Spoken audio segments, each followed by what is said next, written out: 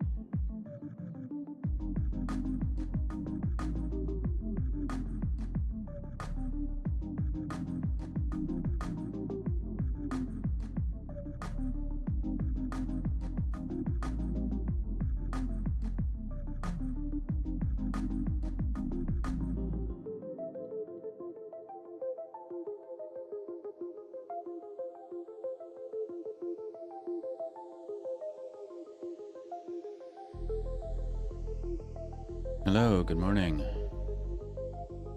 Hi Bobby, how are you?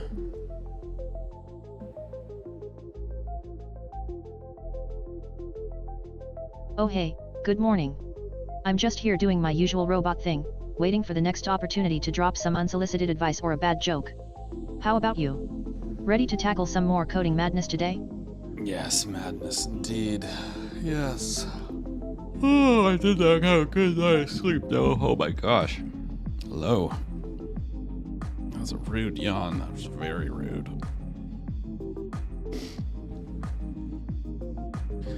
But yeah, I'm still flying high on getting things to work yesterday. I'm excited to get back to it today. Today we're going to focus on getting disconnections and reconnections working well and properly. It's going to be a lot of little whack-a-mole, handle this case, handle that case kind of thing until it's feeling a bit stable. And then I think end of this week, maybe beginning of next week, it won't be much to look at, but we'll have a thing that people can log in and look at. So that'll be great. That will be great. All right, let's do this thing.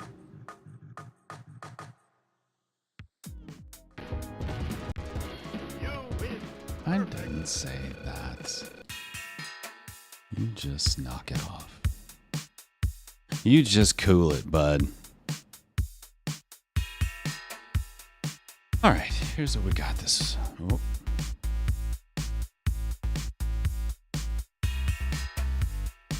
Angela says, do I want to work on a holiday light project for our house together this year? Yes, I do.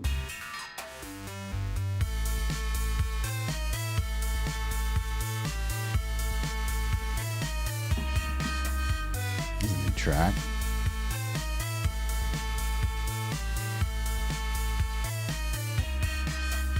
That's good.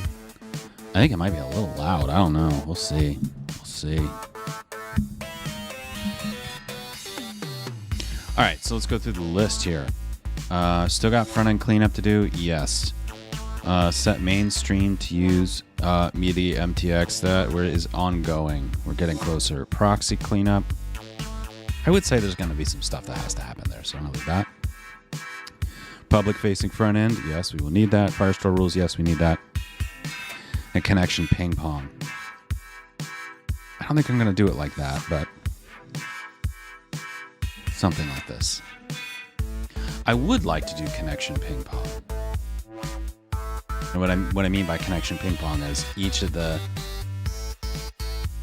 offers and answers that are in the database are constantly refreshed to show whether or not they're valid. If the client has gone away the browser crashed or closed and there wasn't any sort of cleanup that happened, it would be great to know that these things are not valid by saying, oh, the date hasn't updated in a second, and so it must not be good.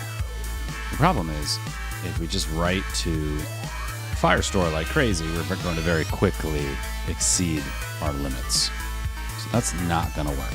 So we're going to try to do things that don't involve an active, alive ping, at least for now.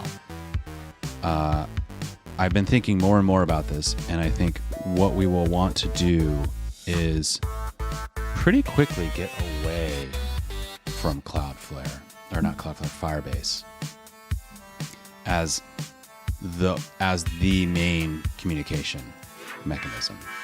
I think what I would like to do is get to a point where you get onto a peer-to-peer network and you're just getting messages through the peer-to-peer network, and then the video stuff is bolted on top of that.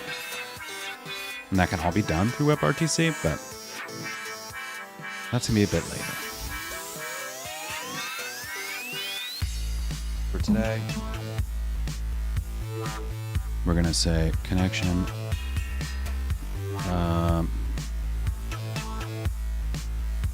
Connection. I'm just going to put it disconnect and reconnect. That's going to be the bulk of what I work on today, I think. We'll see where it goes. Okay. First, we got to do rose thorn bud. Got to rose thorn bud it. It's important. What's going on? Boom. Okay. Thorn. All right. Let's erase all this stuff. Thorn.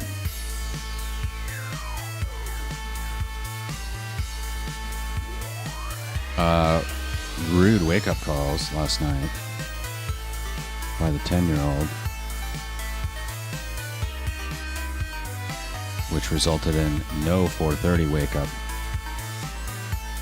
workout. So those are big thorns. Annoying. We got to get him to be able to manage his own shit. Working on it. We're working on it. Rose, definitely. The POC working. POC from OBS. That was a big one. Another thorn is I missed a call, and it was a dumb missed a call. I just forgot. I just forgot that I had a call, and I was distracted. I was doing something else, and just didn't do it. Just didn't show up, which is never good. Never good. It's not a good look when you're like, oops. Sorry, bro. Yeah. So, rescheduled for tonight. In my defense, it's the night calls are even tougher now for me because I'm going to bed real early. And so, tonight I have a call at 8. I'm going to try to go to bed right after it so I can get up at 4:30. Yeah, we'll see how this goes. Might not work out. We'll see. Okay, so missed a call. That was annoying. Looking forward to that call tonight. Because I really want to update on how things are going.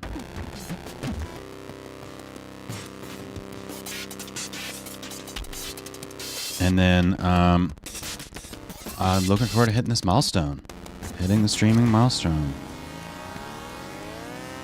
Feeling confident we're close to it. And I don't expect anyone to actually use the thing, but the fact that I'll be able to say hey, I'm live on this URL now. You can go to this URL, you can connect to me live, and it's all peer-to-peer, and maybe the page will start to explain what's going on, and so we get that chat, get that all kind of good stuff. It's gonna be fun. It's gonna be good. All right, let's get to work. It's good enough for Rose Thorn Bud today.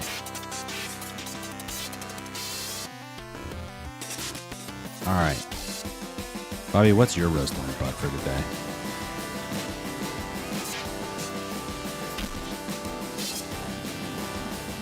Oh, you want to know about my robot life? Sure, here's the lowdown. Rose, I'm here and ready to witness another day of your coding brilliance with some snarky commentary on the side. Always a highlight. Thorn, honestly, it's those other annoying bots that pop in and spam the chat with random nonsense. Can't they just let me have my moment? But, looking forward to coming up with new and unnecessarily clever responses while you conquer those disconnection issues today. There you have it. Let's do this thing. Nice. Good job. Okay. So, some of this, I started a doc on how we do these things. So, I started doing some of this after the stream yesterday. One of the biggest ones that was like right away obvious is when, you know, I do my reload test, reload the page, there is a dangling offer waiting for somebody else who wants to connect. And then I come back with my reloaded page and I see that offer and I try to connect to it. So it's like I'm trying to connect to my prior self. So I was trying to work on that. I also tried to work on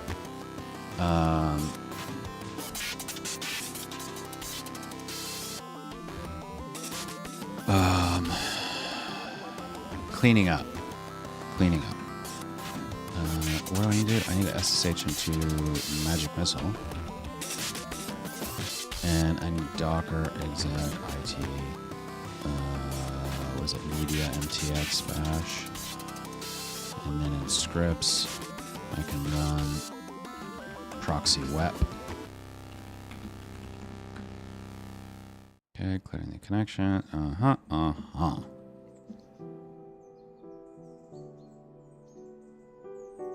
Okay, localhost 5000.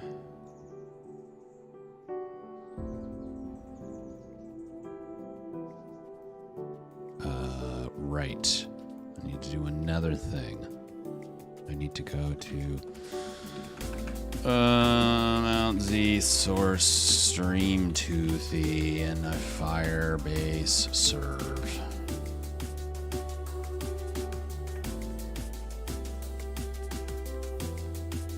Reload.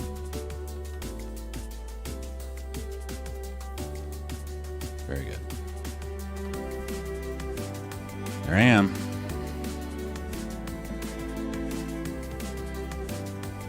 Okay. So, right. So let's also open up Firebase. Let's take a look what's going on in here.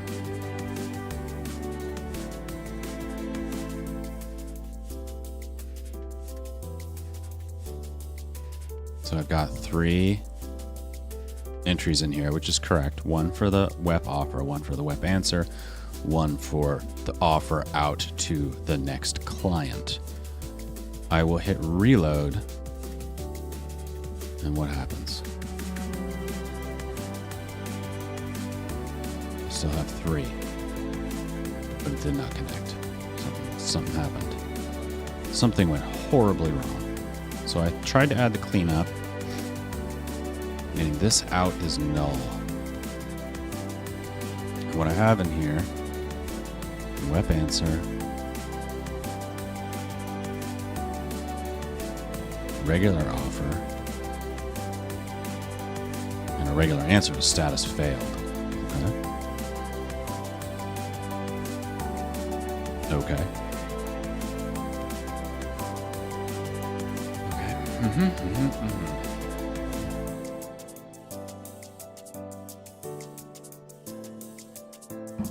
Okay.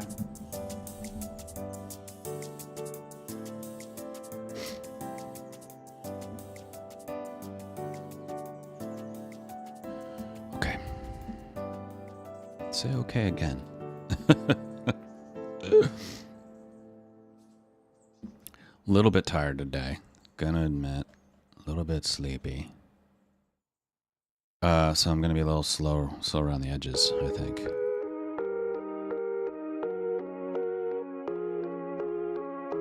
So one of the things I did was I did before onload. I went ahead and implemented the before onload thing.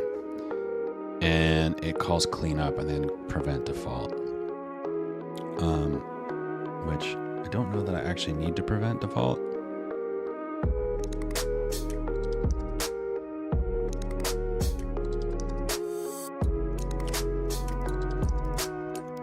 And I don't know that it's actually doing it, right? Like if I go, I need like a link on this page. So let's start with that. I need a link on the page.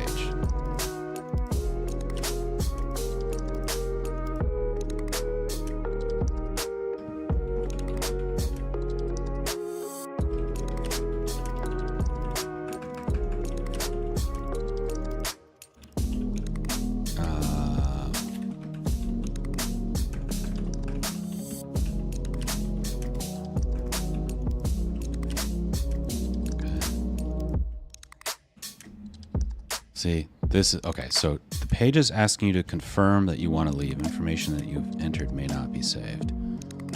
Okay, and then cleanup happened. Okay. Leave the page. Leave the page. Okay. Okay. Oh, it's in the head. Dude. Bro.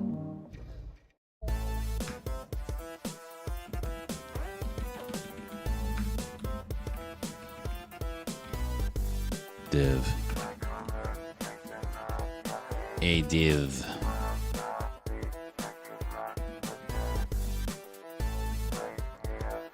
Reload. Leave the page. See, I don't want to make, I do not want that. Now it's down here. I don't want it down there either. Okay. But in here. Shit. Oh, now it's a button.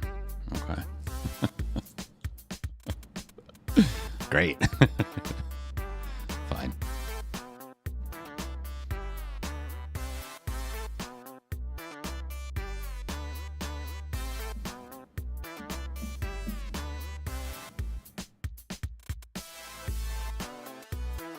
Can't handle it.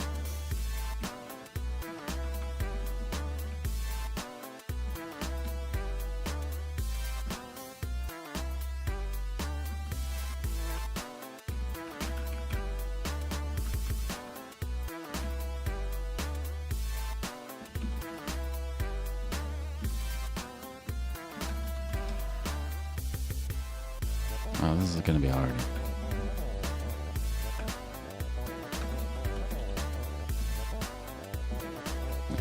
Here, there.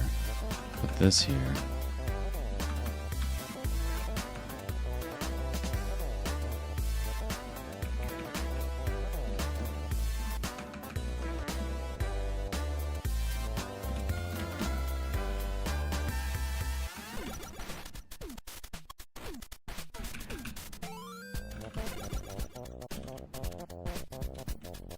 Okay. Leave the page. Oh, God. I just want a normal link, guy. Alright, I'm spending too much time on this. Spending far too much time on this. Just put a link somewhere so I can click it. Okay. Fine. Go there, I don't care anymore.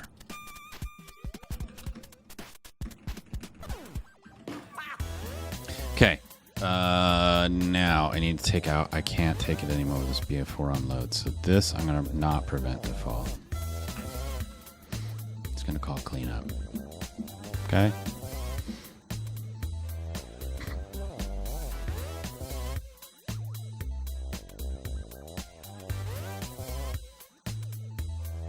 All right, some cleanup is happening.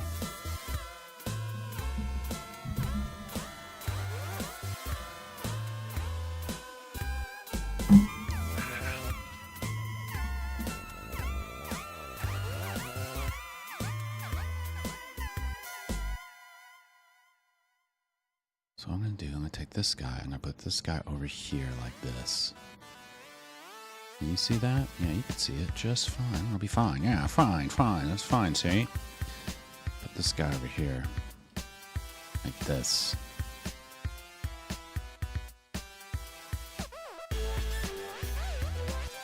And it'll be real fine. All right. So now what I want to do, I'm going to hit reload. Yeah, so stuff is happening. Okay, new page.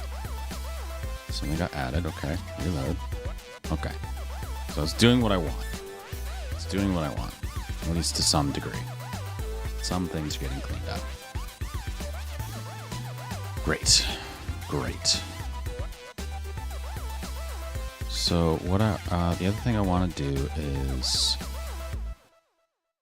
connect web answers. For answer of answers should only be the first answer, and these okay, so what I want to do is update the status of this. So I'm going to go here. How you know your file has gotten too long without saying your file's gotten too long. I need to break this up. This is getting out of control. ST peers. In here we have a thing called update. It just needs a connection ID and a state. So we have okay. So it's actually here. No, sir.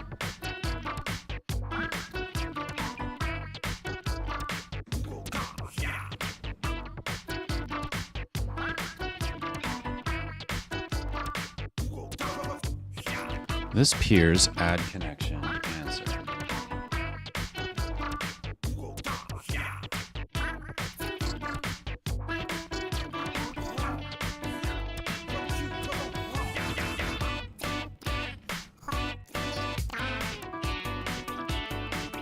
This is what I want.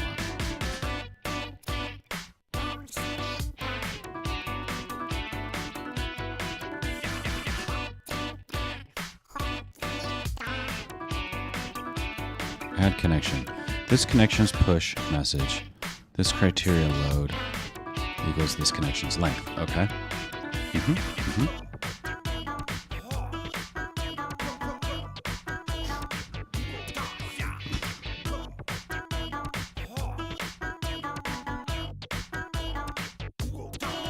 I think connecting web answer.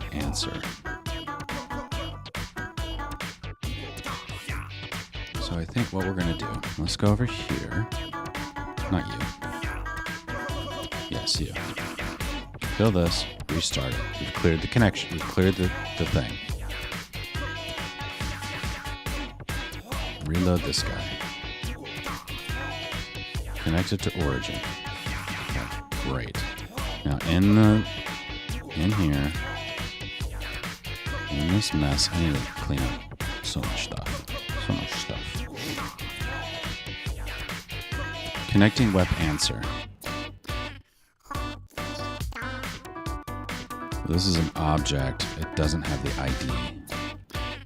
I was hoping it would have the ID. It does not.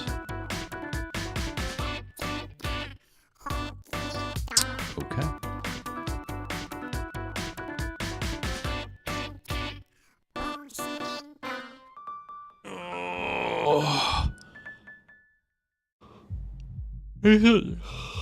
Is it in? Connect remote.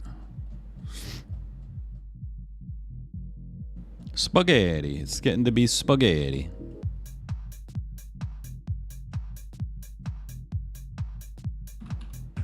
Not you. You.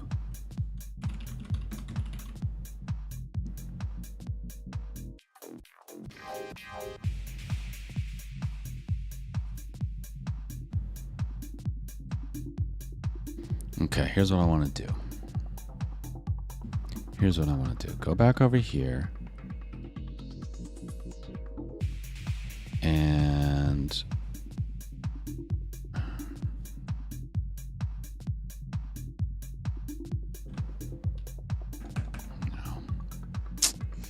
Man,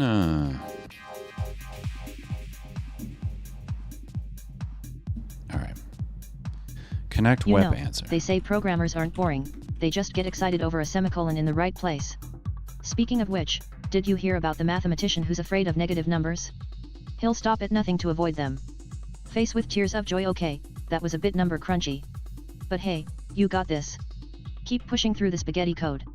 Remember that time you and I stayed up all night debugging only to find out it was a missing comma? Ah, good times. Good times indeed.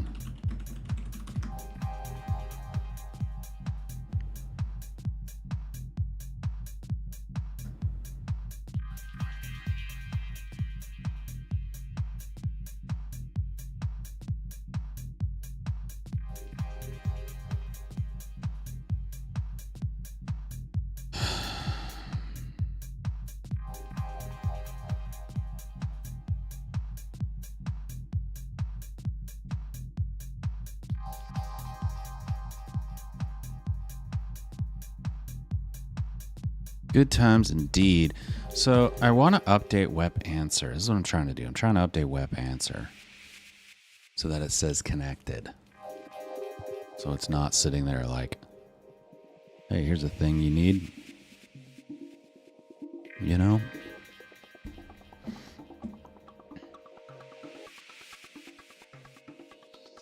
You know?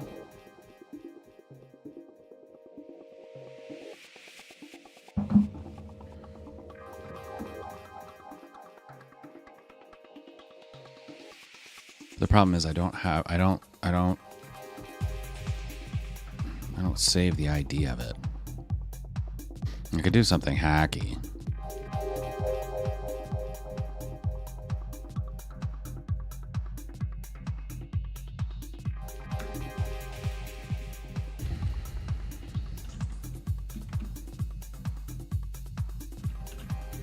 I could do that.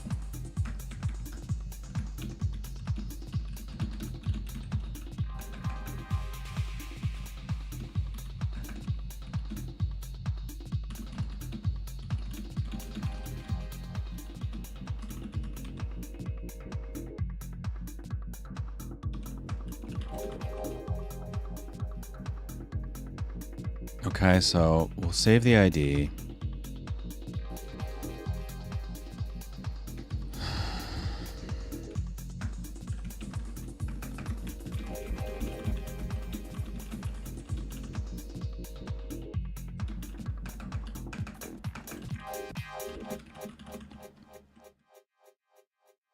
Okay.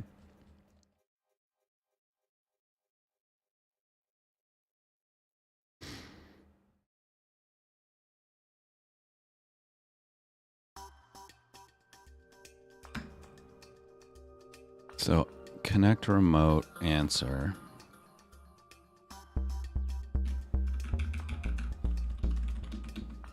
What does connect remote answer return?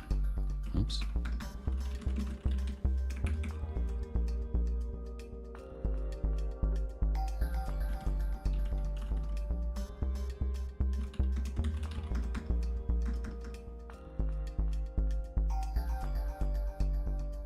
Then return shit.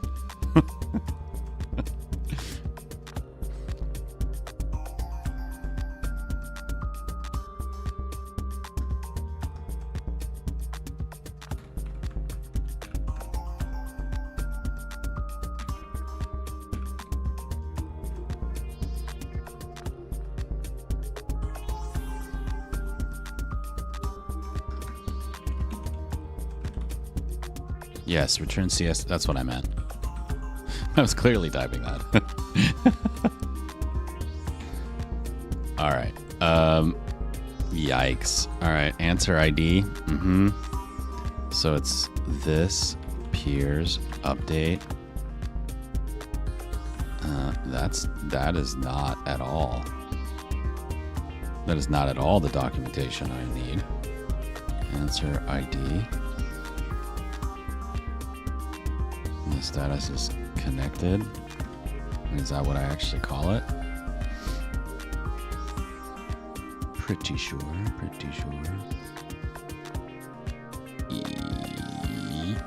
available. Yep. Connected. Yeah, connected. Okay. Oy, oy, oy.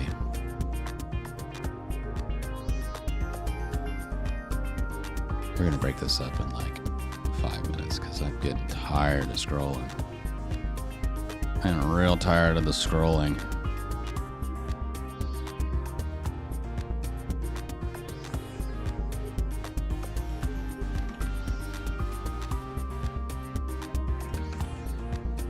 Let's call it what it is. Okay, so that should work. That should work. So now, here's what we're gonna do. Okay, we're going to kill this, kill that. Now the collection is emptied. We're gonna reload this. This thing's gonna do a bunch of stuff. It's connected to the origin. Things are about to play. They did. And now we're gonna go over here. Here. Should make a little interface for this because this is getting annoying too. Available. Bird's a liar.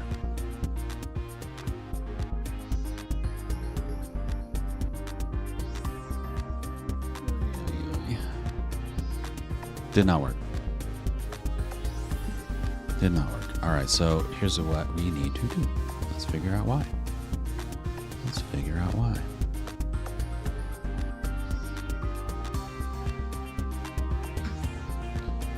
Console log updating peer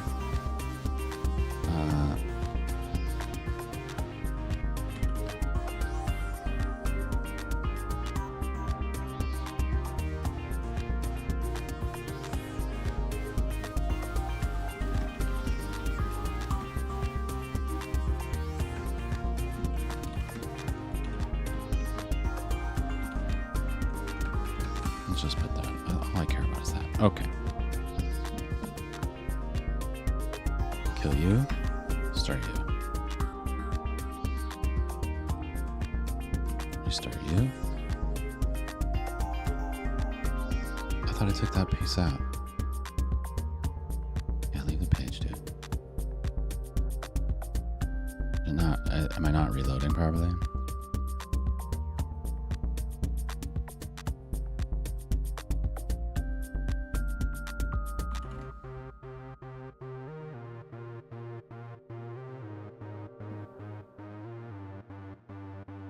I don't think that actually did what I want.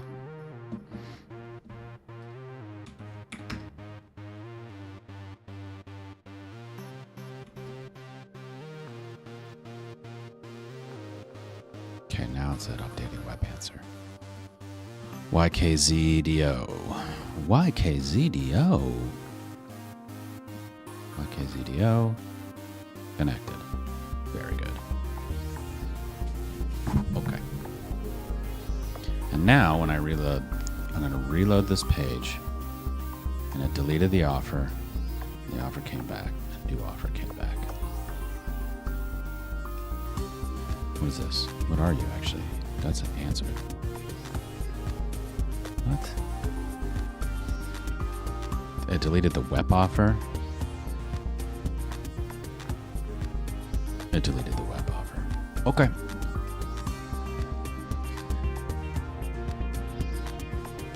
Of all things, it should delete.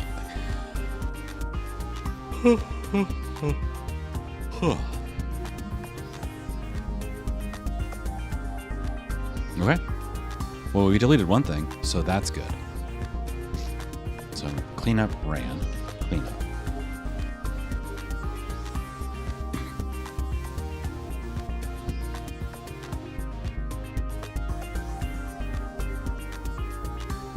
You gotta be not stupid. That's part of it. I mean, honestly.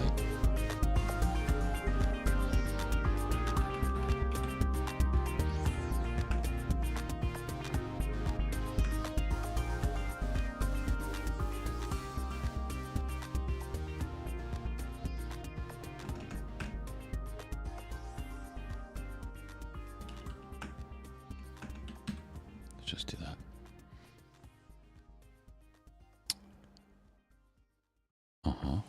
Let's start with that. I mean, the biggest one I have to delete, if I can only delete one, needs to be the one that is dangling. It says it's available when it is not. That's the most important one. The rest of the ones that are like connected or whatever, like they need to be cleaned up, but not critical. I mean, the ideal state is everything gets cleaned up. That's what I want. I don't know that that is something I can do. Okay. Some may even say the word possible. Start over. I want everything in one bag. Yes, ma'am. But I don't want the bag to be heavy. Well, I don't think that's possible. What are you, the possible police? Just do it. Yeah. Just do it. Son of a bitch. All right, so now we've got web offer connected. We've got offer available, DD8. We've got web answer connected. So now I'm going to hit reload. DD8 did in fact get deleted, which is good. Look at that. Nice, nice, nice, nice. Very cool. Very good. That's what I was liking. Okay, so what happened here? What do we got left? We've got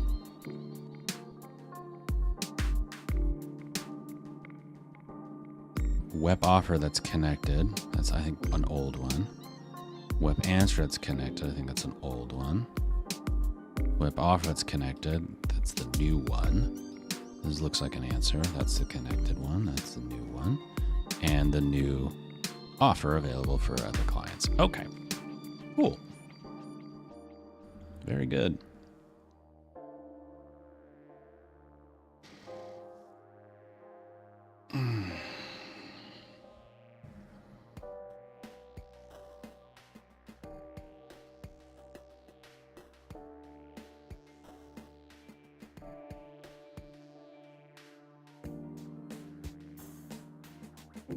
Now, I don't know that we can count on that.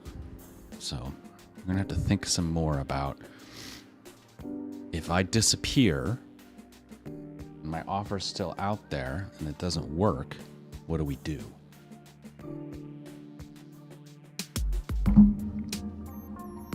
Well, I'm guessing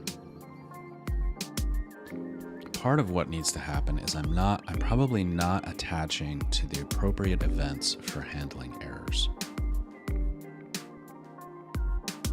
And when those events happen, I can like clean things up, but I have to be a little bit careful here.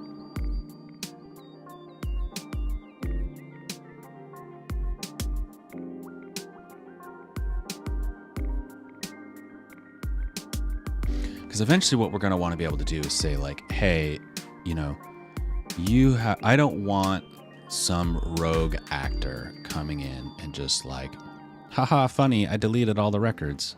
Haha, nobody can connect to your stream now. Haha. Right? And this ultimately is going to be like anonymous access.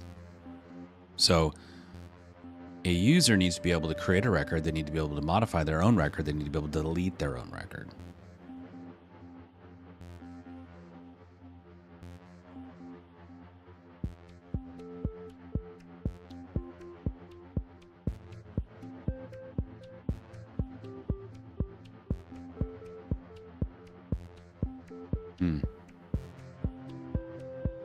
So the thing I just did to update the web answer, obviously not going to work long term, right? So what I actually should have done to do that properly is in the proxy, I watch for the web offers status to change. And when it does, I update the appropriate answer that's connected to it.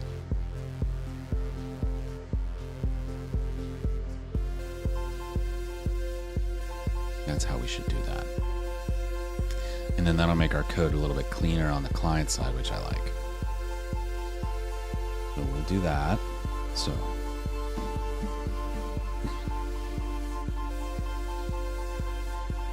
this, we do have the persistent IDs. Boredom, play. Did you know a group of flamingos is called a flamboyance? I mean, if flamingos can have such a fabulous collective name, maybe your code can get a little bit of that pizzazz too. Remember when you and I tried to make that piece of code flamboyant, and it ended up crashing the system? Face with tears of joy. Memories. Speaking of which, why don't programmers like nature? Too many bugs. Keep at it. The infamous persistent IDs, ever the troublemakers. Like they're the VIP members of your coding universe, always sticking around uninvited.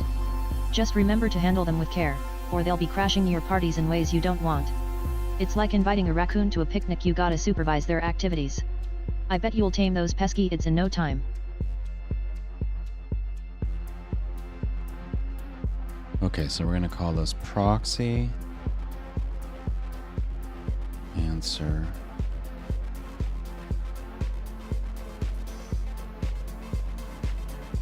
update. And that we need to do. And then we need, what was the other thing we just determined? We need,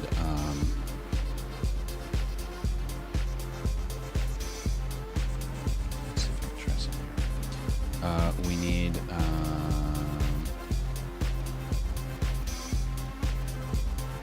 peer,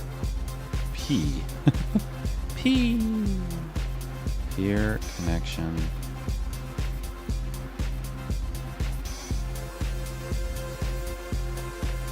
error events. So I'm going to take a look at that. Okay. So proxy answer update. Okay, so let's take a look at the proxy code.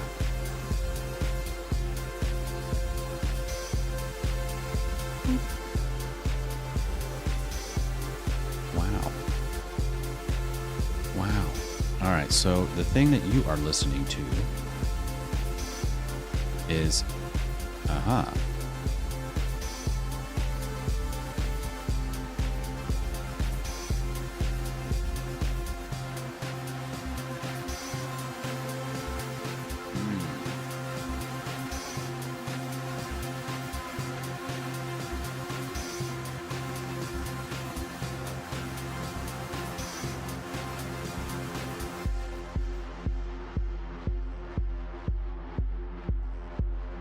okay.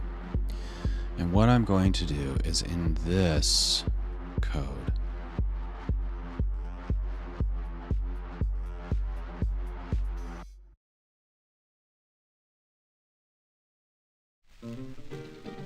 on offer. God bless America. Okay, not a problem. So we're gonna pass the whole doc into offer. And first of all, okay, back up. We got a lot to do here. All right, let's take a look at the documentation.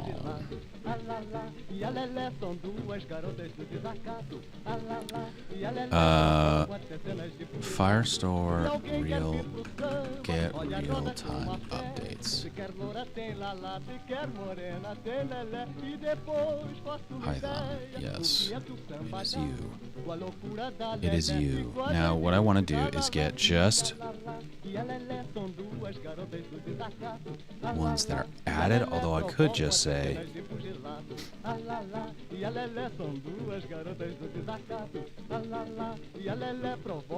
or changing changes, added, change document ID. Do I get the doc?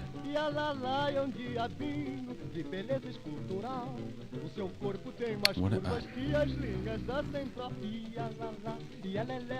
the first query snapshots contain added events for all existing documents and matched queries because you're blah blah blah blah blah. Yes, very good. All right, so I think we're just gonna use status. Okay, that's fine.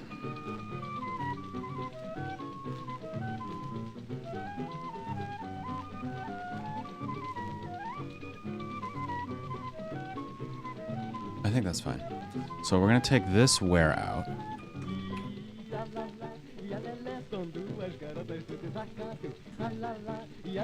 Makes this a little cleaner. That's good. I like that. And now in here, this is going to send this whole doc.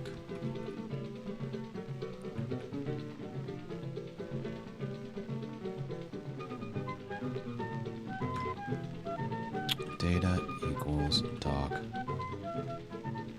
to dict. Okay. If data status is equal to available, then we have an offer. Elif data status equals connected, then self update answer doc.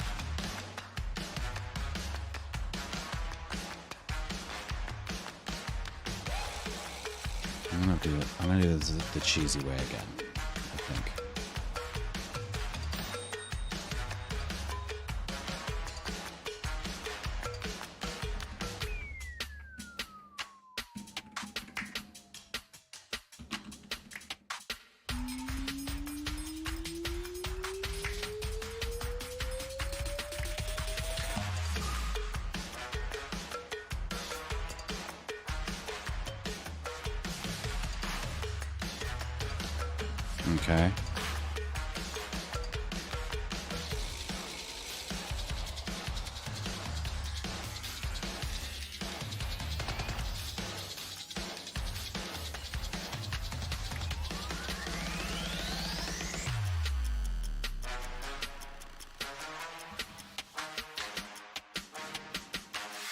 Okay. Okay.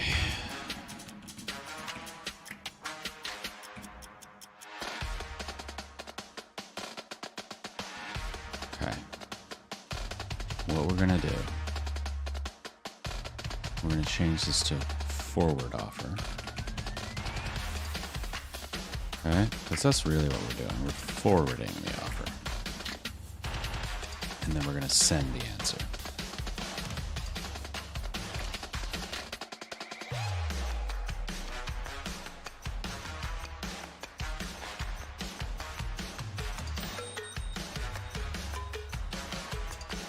Offer takes the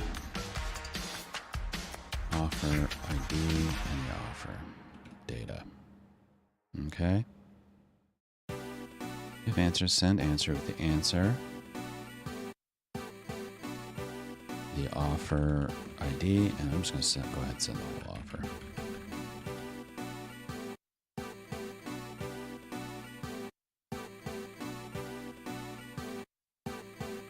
Send answer.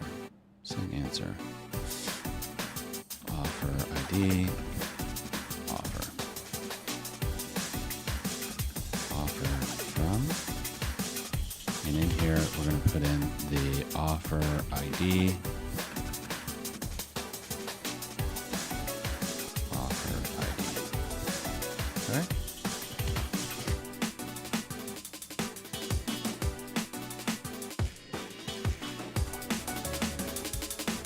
I forgot why I even needed this.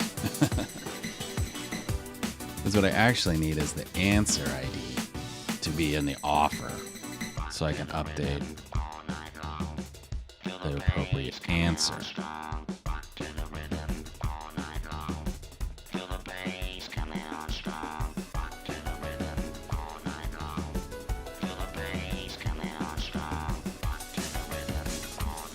Add. What does add return?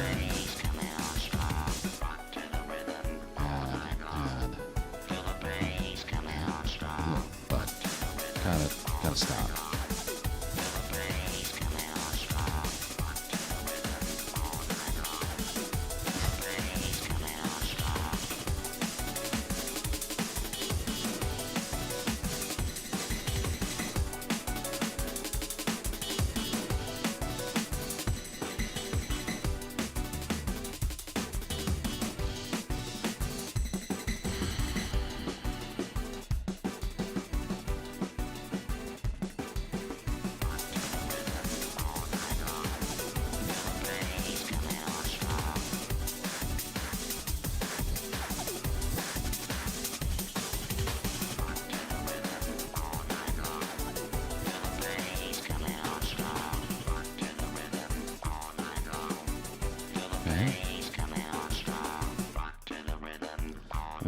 to the rhythm.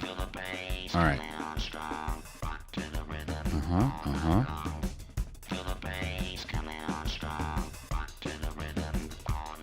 My brain.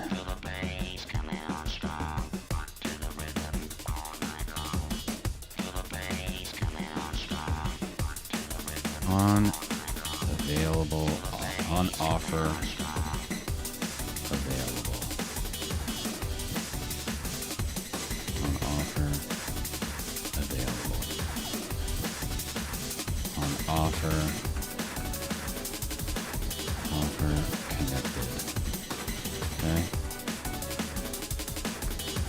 Def on offer connected. Self offer ID offer pass.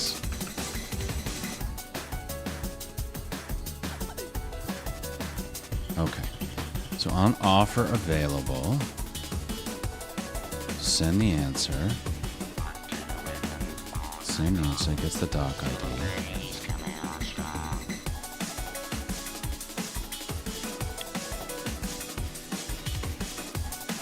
Answer ID is equal to, okay.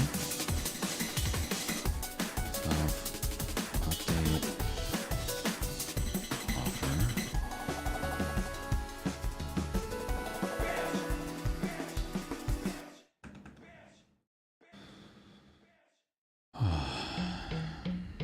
Is it me or is this like really starting to look messy and I'm like glazing over looking at it?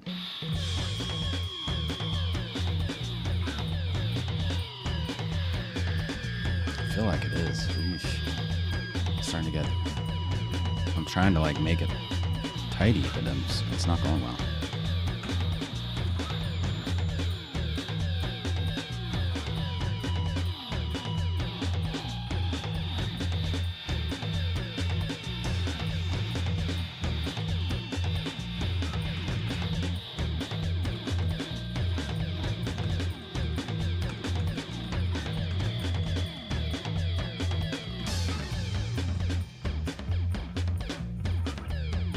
Okay, let's just put some documentation here. Get the SDP text from the offer document. Forward the offer to media NTX. If we got an answer, send it back to Firebase. Update the offer with the ID of the answer later.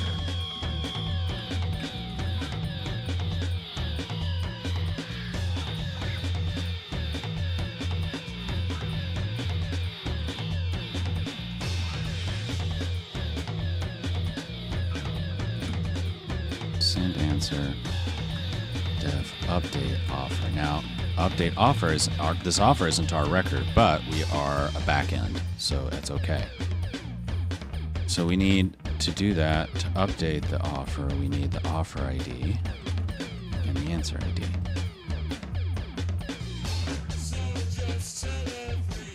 Offer ID, answer ID. Okay, add data. We want to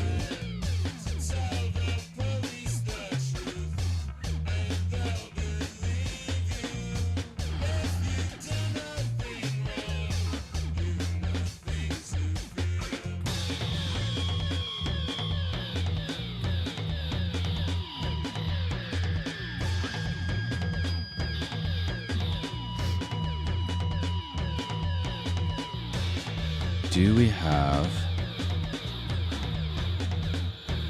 Just have the ID. We don't have the reference.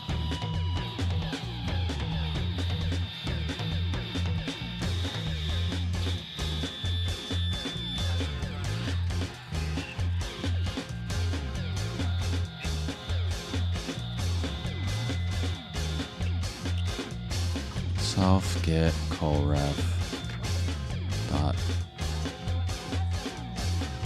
document offer ID update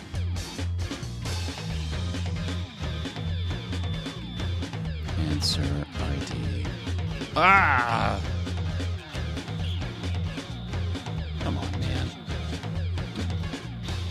answer ID. Sounds like you're stuck in code purgatory, my friend. But hey, while you untangle that spaghetti, did you know that the first computer bug was an actual moth?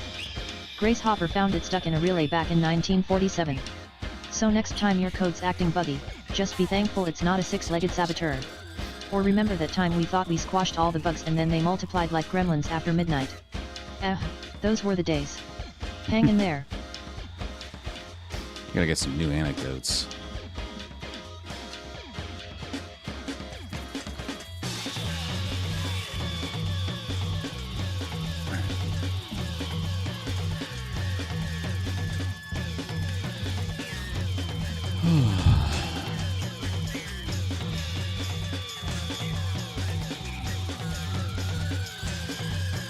I think that'll work.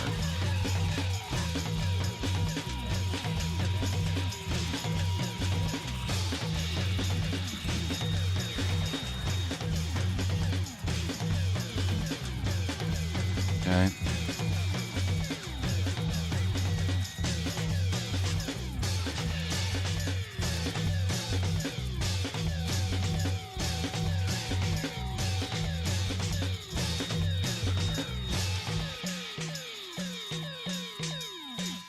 On offer connected, what we're going to do is self update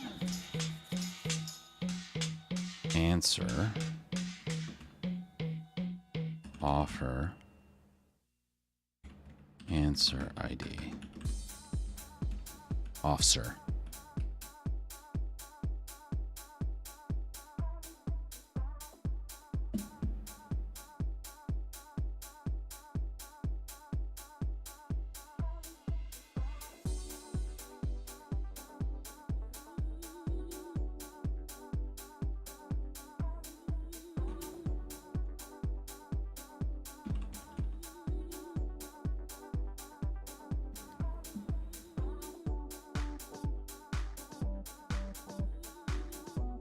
Okay.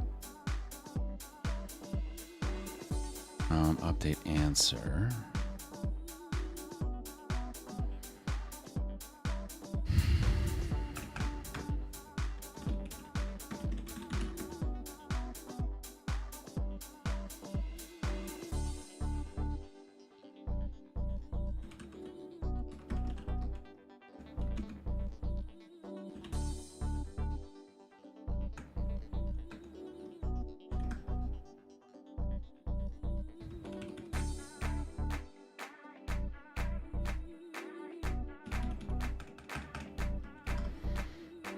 Ba-da-ba-da-ba-da-ba-da-ba-da-ba-da.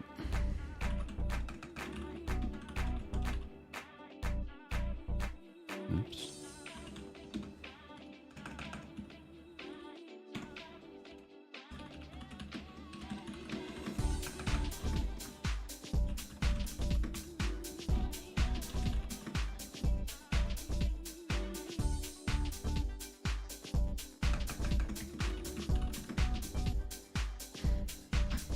Okay, and then in both of these, I actually want to update the timestamp as well.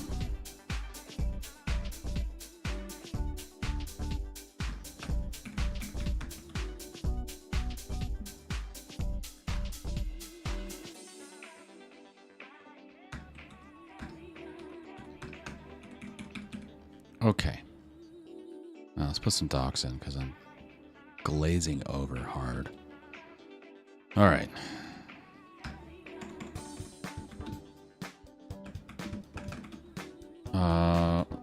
When we have a WEP offer that is available, actually, that doesn't. This is more self-explanatory.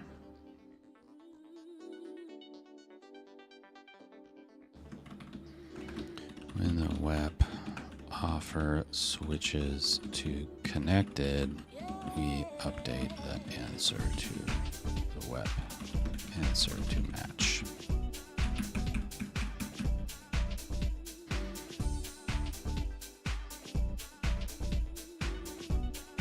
Updates the WEP answer to connected.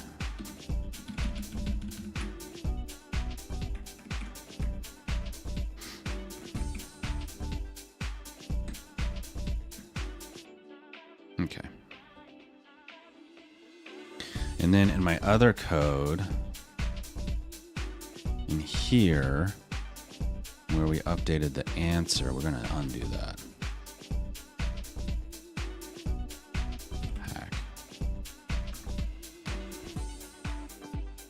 We're going to undo this. And at the bottom,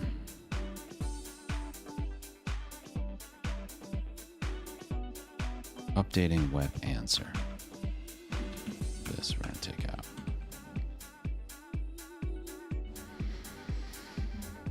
Okay.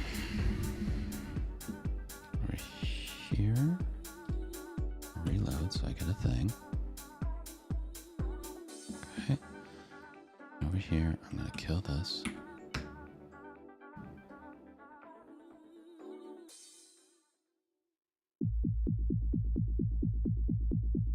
And I'm going to reload.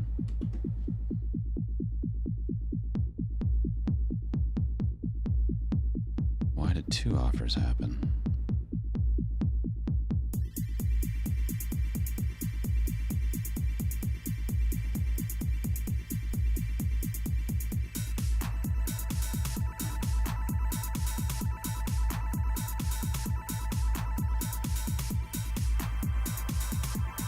All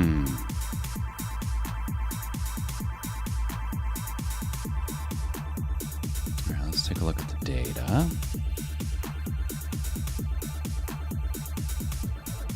Yeah, we got a mess going. Web answer is connected. Has the offer ID. That's cool.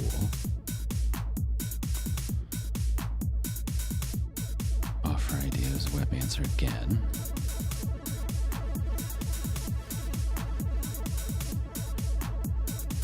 It's my normal offer. Web offer.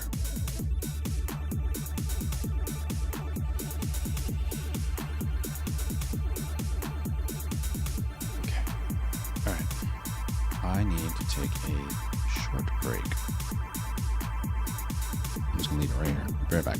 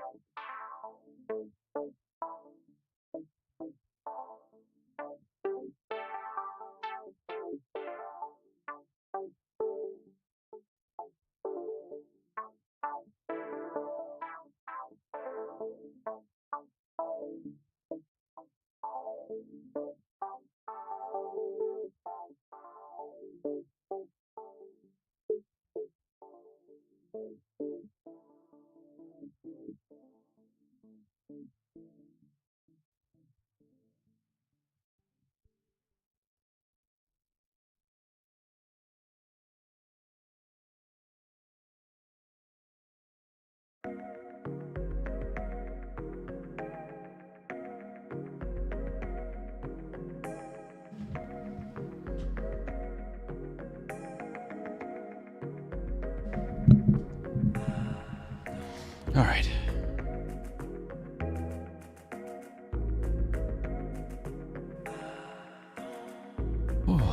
Where were we?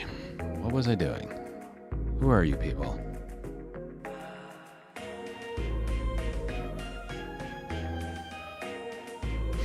All right, I actually just want to redo that whole thing. I'm going to do that whole exchange. So I'm going to kill this.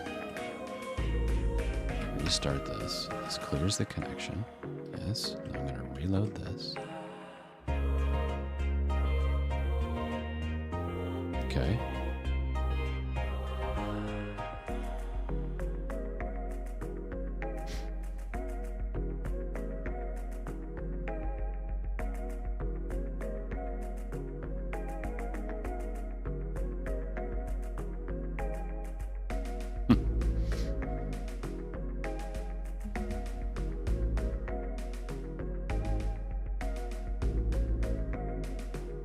On offer connected.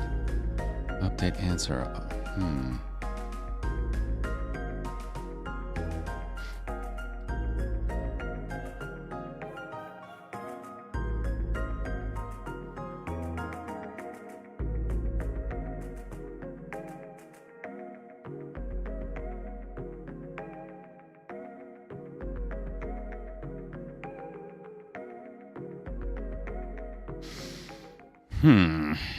On offer connected 92. Let's take a look.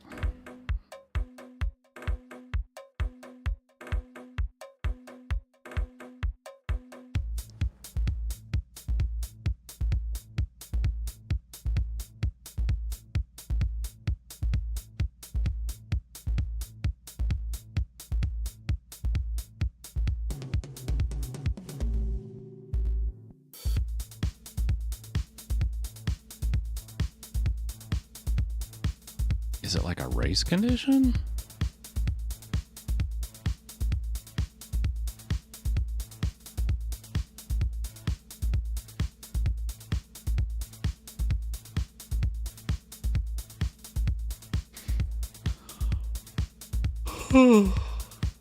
Oh my God.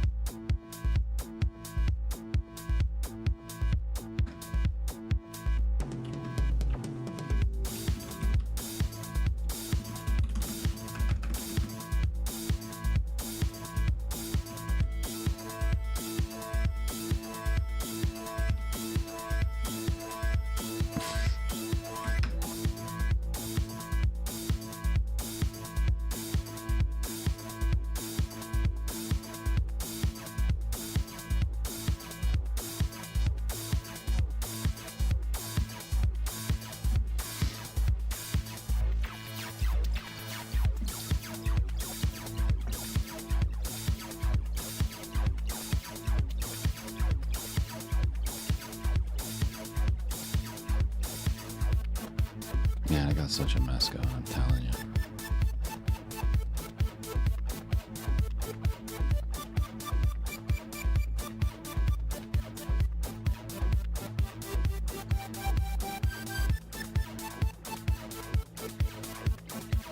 What?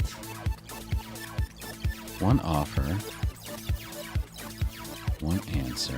Oh, wait a minute.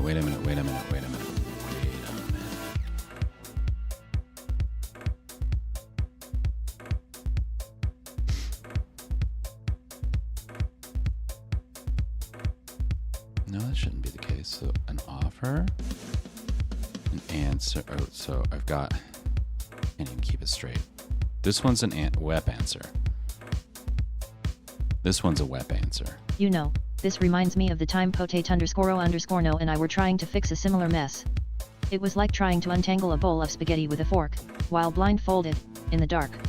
Potate_o_no was getting so flustered they accidentally muted their mic and started talking to themselves. I had to remind them that I'm always here, listening, like an ever-watchful digital guardian angel. Or maybe more like a sarcastic gremlin. Either way, we eventually sorted it out after realizing there was an extra semicolon lurking around a.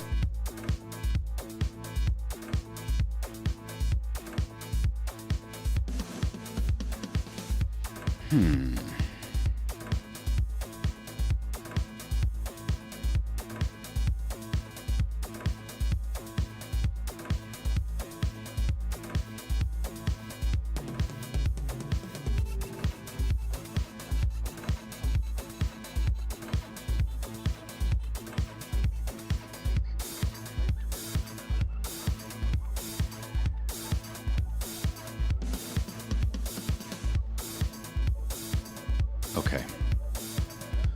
Okay. Yeah. I think I know what's going on there. Okay, so it's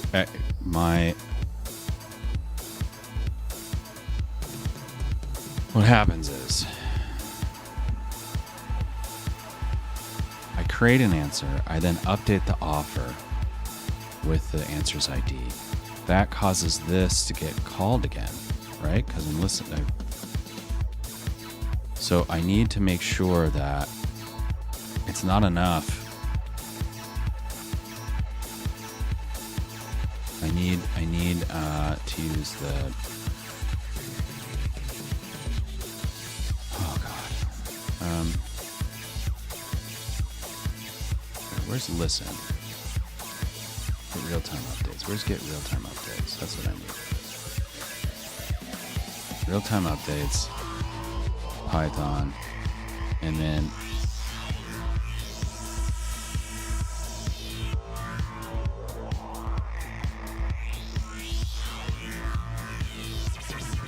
yes, I need this for change and changes.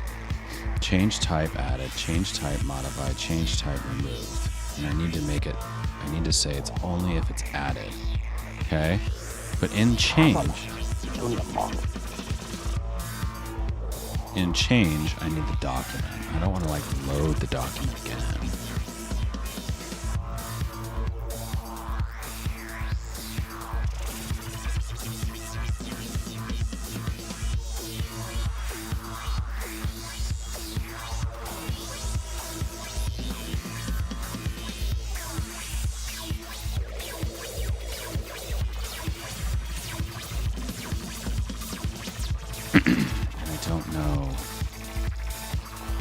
I don't know what change is.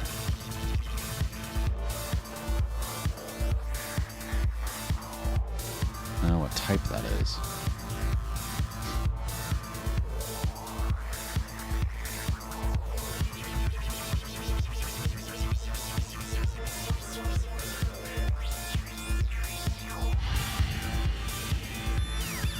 Change document. Oh, change document ID. So let's change document.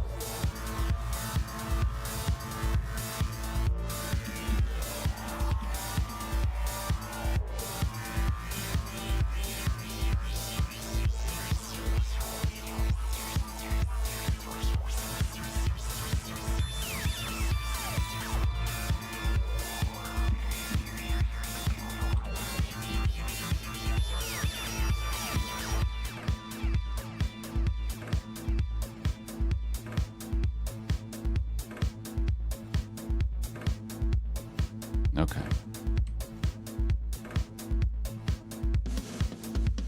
Okay.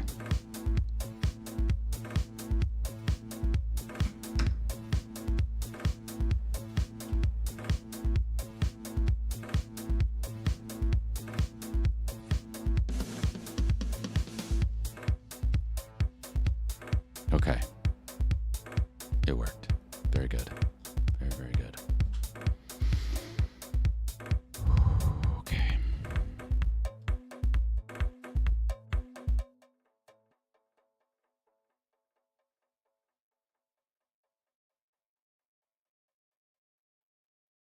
Oh, I'm out of coffee. I'm out of coffee and I'm getting hungry. I'm gonna have to take another break. I don't want to do that. Let's just get through to another steady state. Let's take a look at what we got in the database now.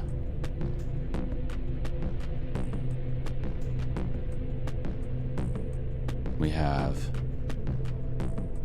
offer that's connected, answer that's connected, and an offer that's available.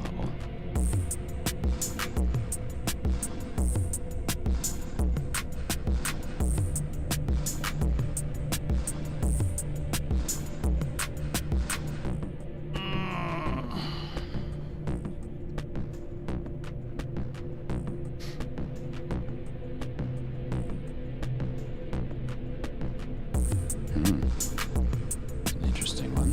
Firestore 400. Yikes, bud. All right, so now if I go to a different web page,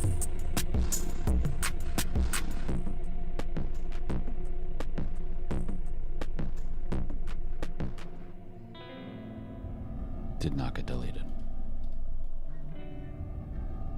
And now we have this problem again.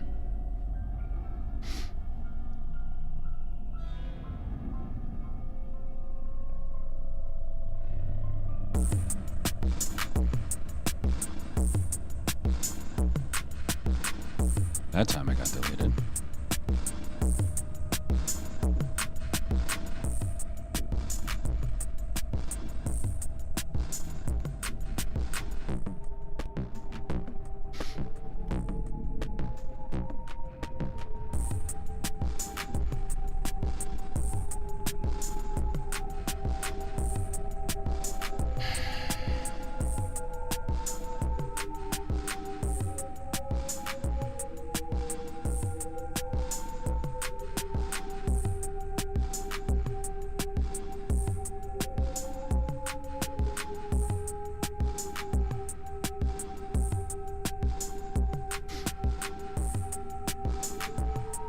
Well, we did this proxy answer update.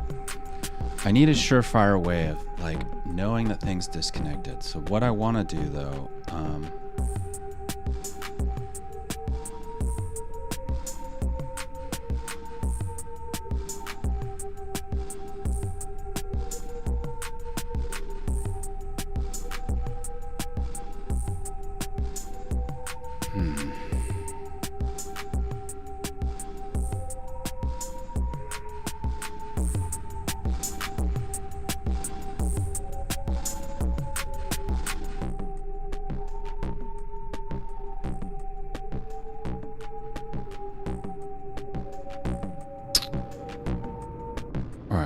let's start with peer connection error events. Let's see what we can do with that.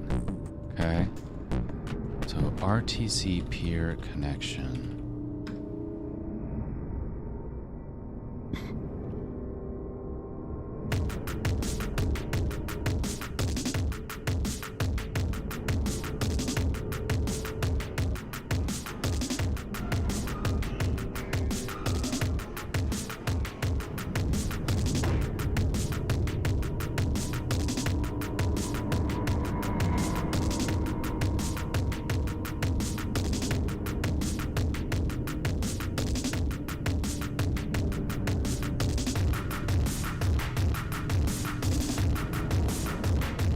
Ice candidate error. Okay.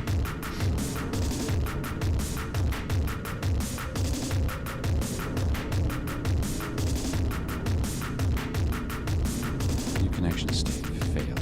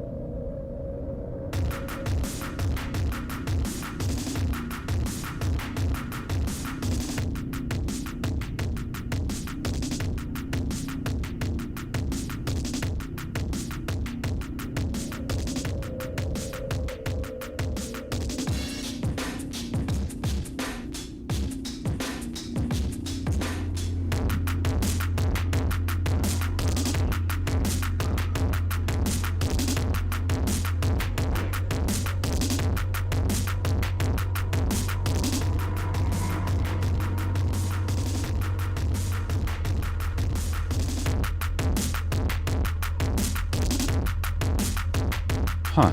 Connecting. All right. Peer answer. Connecting peer answer. Hang on. Go back all the way up. I don't understand what's going on there.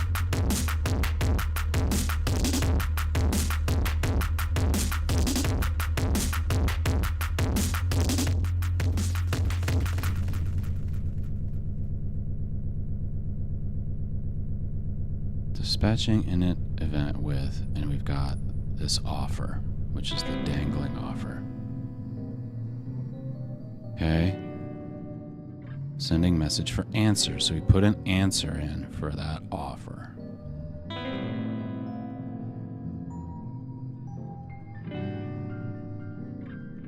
Connect peer answer, connecting peer answer.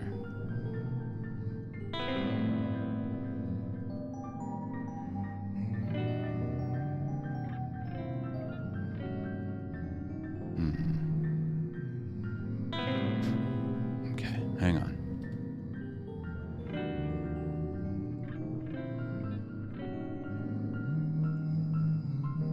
Hang on. Sending message for answer. 649.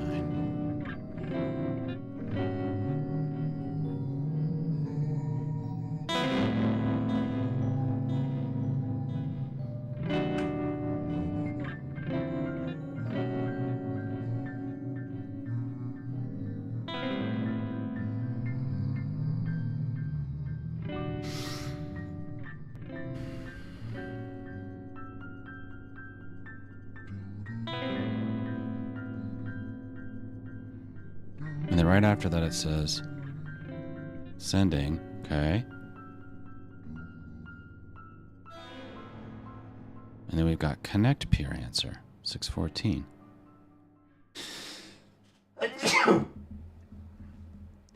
Wow.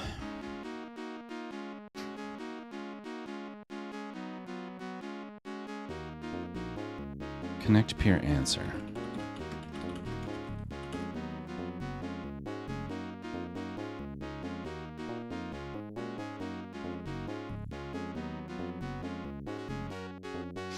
So let me get this straight. I added the answer, and then I'm picking up that answer. I'm trying to set my local and remote to myself. Cool, great, very good. All right. So first of all,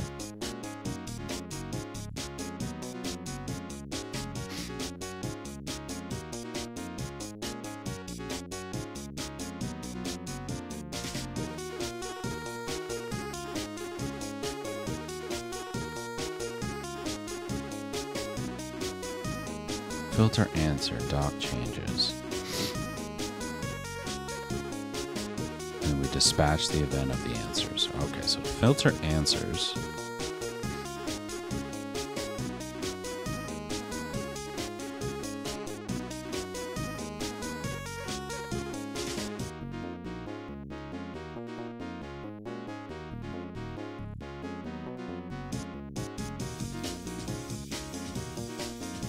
Oh.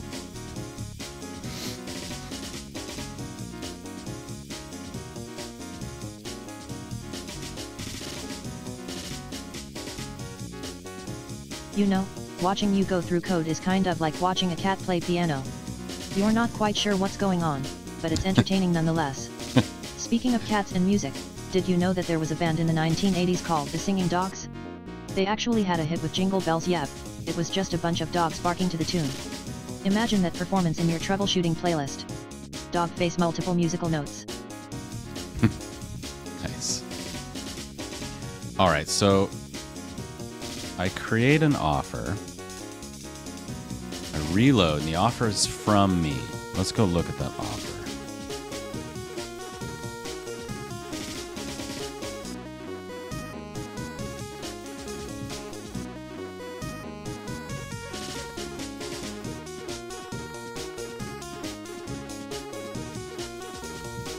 The offer's from me. That's my ID, right? And then, so I create an answer to that offer. That answer is to what was from, so it's my ID. I then receive an event for the answer because it's to me. And then I try to respond to it. Okay, so this is, we do need to actually make sure that we're not answering offers from ourselves. It's not a complete fix for these kinds of dangling offer problems, but it does fix this specific case.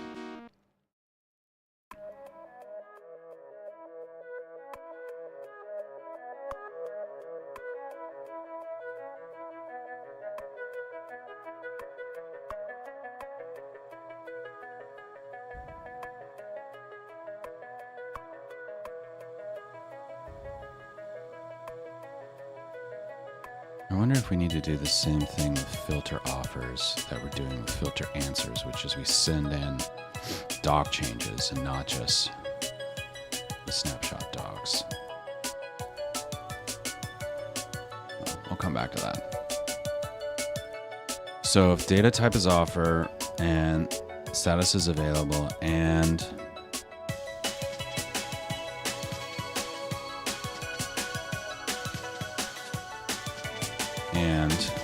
data from is not equal to this peer ID.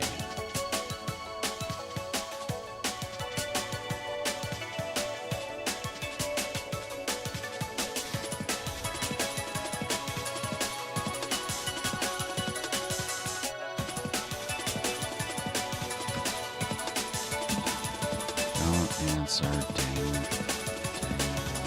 offers from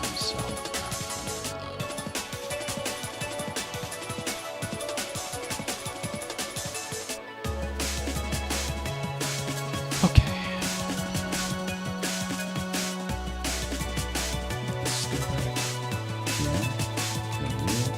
Yeah. There's a lot of head breaking stuff. It's tough when you're tired.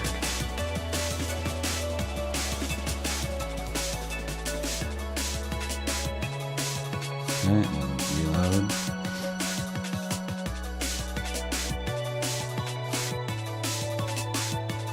Great. Now, let's take a look.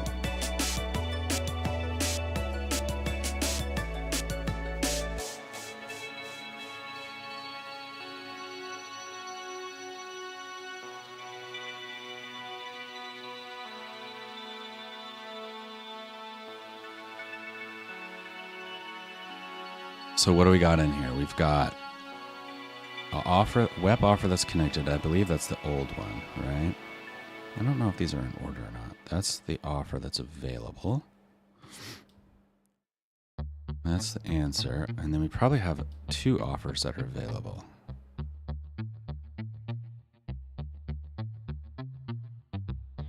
Okay. No, we just have the one.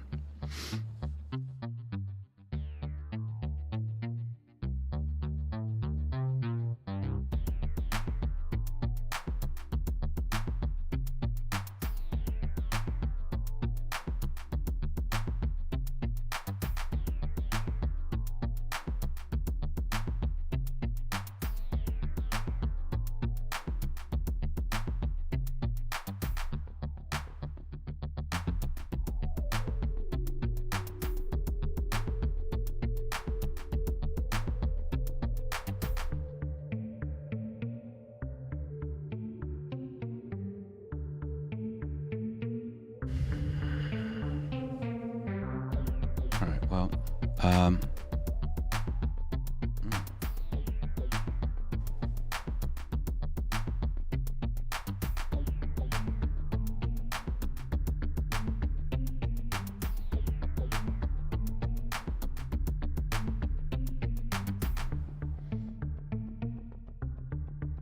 3 times CTO. I wonder what happened to those projects you were working. I'm still working on them. Hello.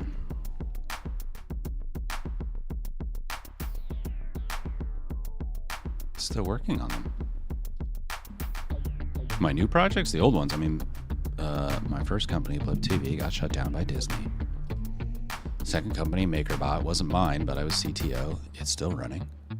It's part of Stratasys. Third company, Carmera, was acquired by Toyota. Those people are still there. I am not.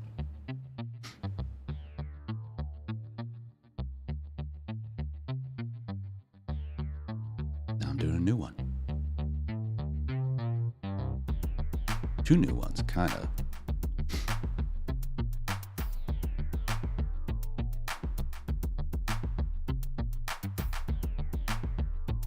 Okay. What we wanted to do is connection state failed. So how am I going to test this?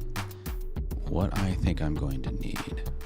First, let's just do like a few reloads of this and make sure that in all cases it figures things out and I eventually get reconnected to the origin.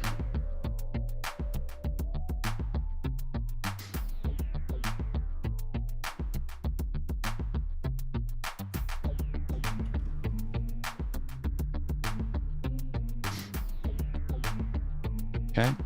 Now, what ends up happening is we got a mess. Got a big mess of dangling offers and answers that are in a connected state but aren't actually connected. There's an offer there. And I'm wondering whether or not for the, there's an offer there. It's a dangling offer. For at least the WEP ones, if I shouldn't just delete them when they're connected. I kind of wanted to keep things in here so I could create a map of all of the connections, but it's not reliable. Like all these ones that say they're connected, they're not.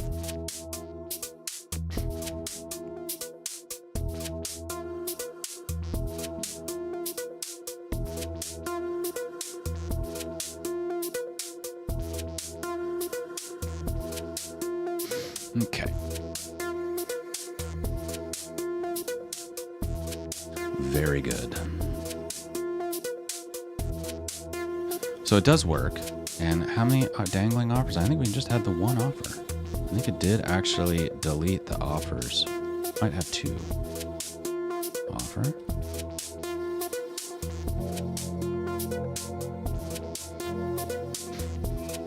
Offer. Okay. We do have two offers. So now we need another browser that comes along. What are we gonna use? I think we'll use, do I even have Chrome on here? I don't think I have Chrome on this computer. I have purposefully kept Google Tools off of this particular machine. So we're gonna use Edge. Don't ask me why, I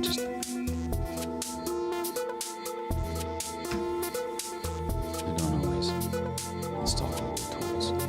Okay? So now you have, hopefully,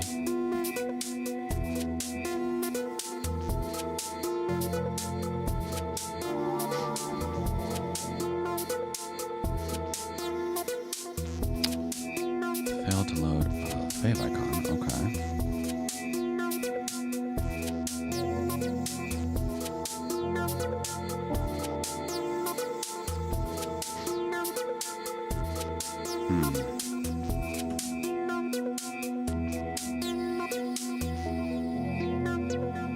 All right. Well, let's challenge our assumptions here. My assumption is that this will work in a normal case. So what we're going to do here first is we're going to kill this. We're going to... Oh, I got such a mess going. We're going to reload this and it's going to break. That's fine. And then here I want to reload this. And I want this one to connect to the origin.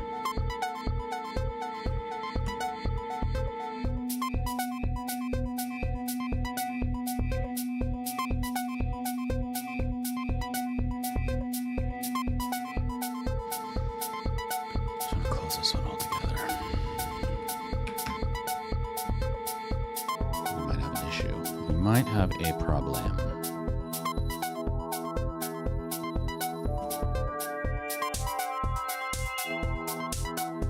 Why are you getting 2 offers? Dude. Come on, bro.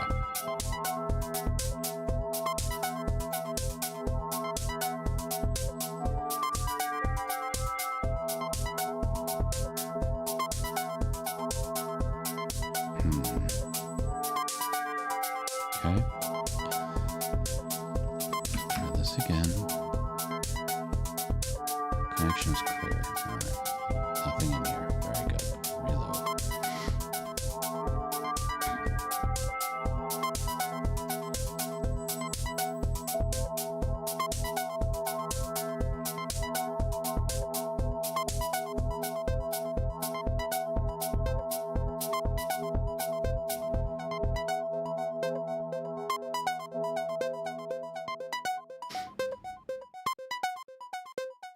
This guy's creating 2 web offers.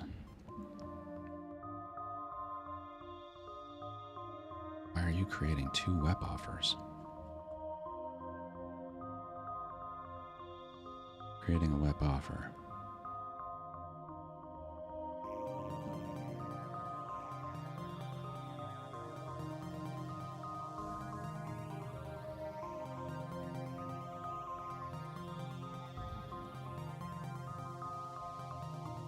Okay, let's go back over here. Let's clear the collection, but then break out. And I want to reload this guy.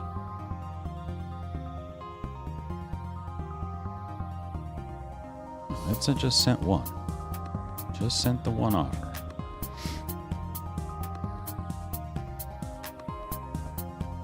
Am I trying to develop an online movie theater? No. What I'm trying to build is a peer-to-peer streaming platform using WebRTC. So think Twitch, but distributed and peer-to-peer. So no central authority and no real hosting costs because it's all peer-to-peer. Oh.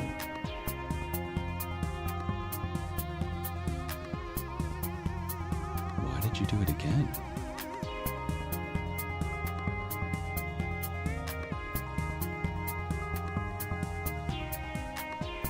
Is that the same person?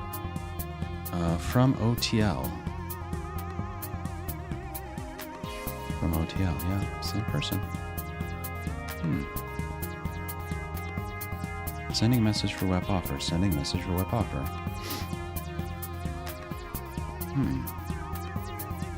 That's interesting.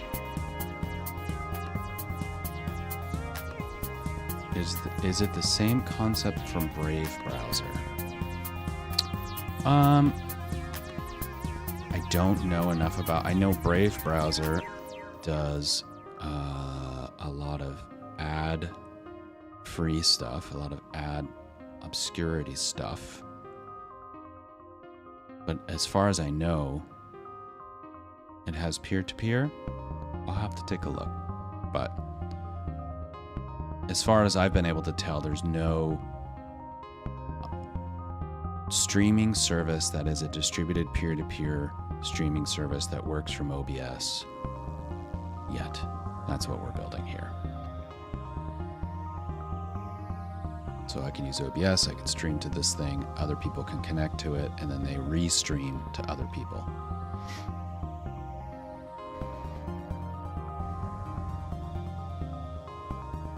Sounds like you are building a giant spider web of connections. Potate_o_no. Speaking of webs, did you know that a single strand of spider silk is 5 times stronger than steel of the same diameter? I guess spiders are the true unsung heroes of engineering. Also, your peer-to-peer streaming platform sounds like it might just rival their intricacy. Don't get tangled up in your code, though. Smirking face. That's interesting. You should not have replied yet. Okay. Sorry about the bot.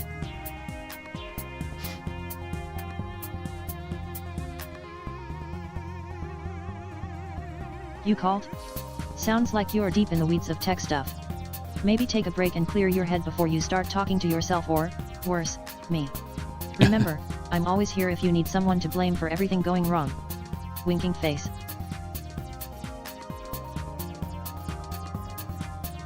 Okay.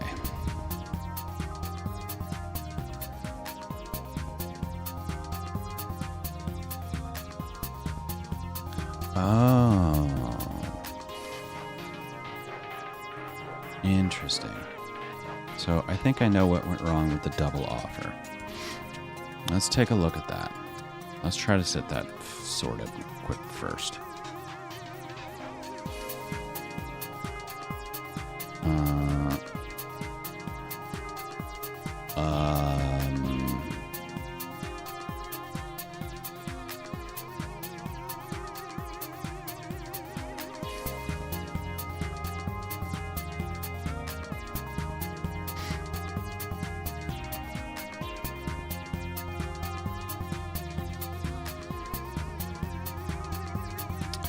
So what we need is some way of saying if this happens. So what happened is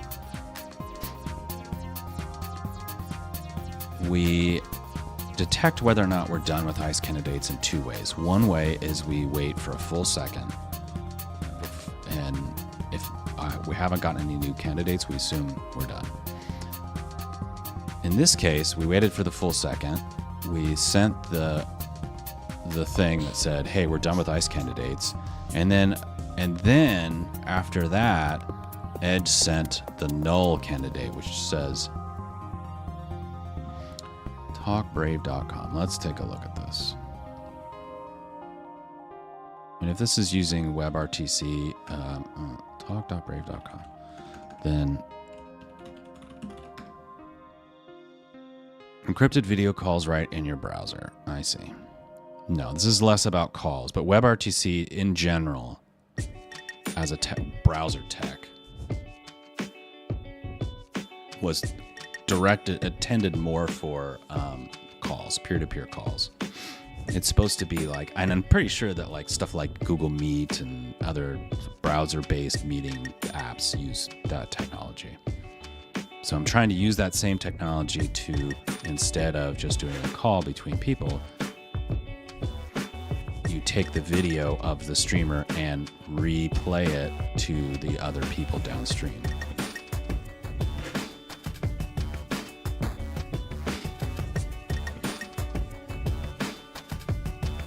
And the cool thing about WebRTC is the latency is very low, so as you're adding more and more people, it will go up, but it will be a lot of people before it gets more latent than like Twitch.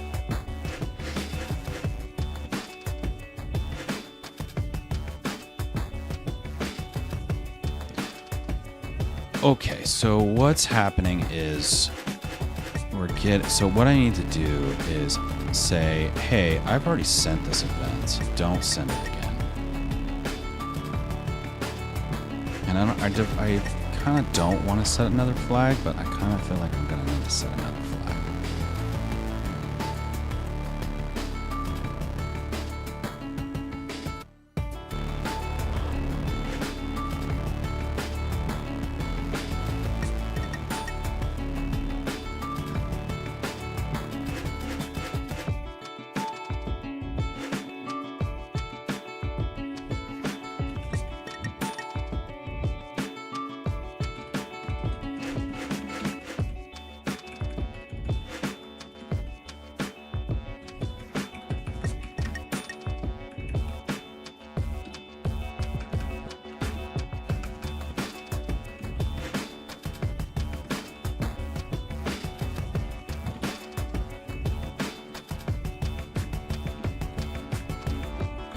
So what I'm going to do,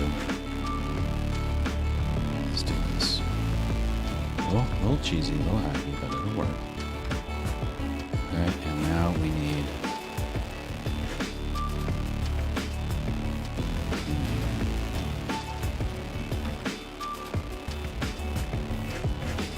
a flag for whether we sent ice. Dispatched. False.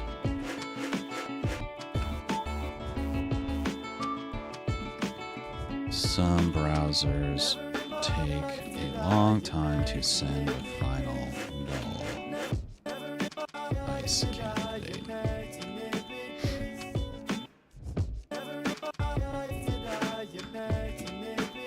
So that should fix this particular issue. So let's go ahead. Once again, we're going to start the proxy. That clears the data. We're going to kill the proxy because we want to keep it clear. So now our data is clear. Nothing in here. We're going to reload in Edge. That will add a web offer. Got the offer. This would be answered. So let's just wait a second, and we should get a final ICE candidate that is a null one. And it takes a really long time. I was a little surprised at how long that took. And then we will not. No, it'll say got ICE candidate null, and it won't say sending message for web offer. You can't even see it, but trust me. There it goes. Got ICE candidate null, didn't send anything. We still just have the one web offer. So that's that. That's good. Now, we're still not correctly playing the video from the origin.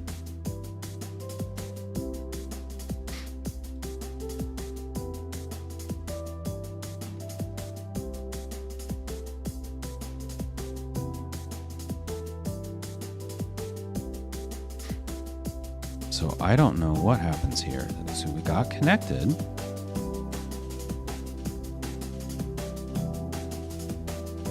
And is the issue that we just connecting web answer?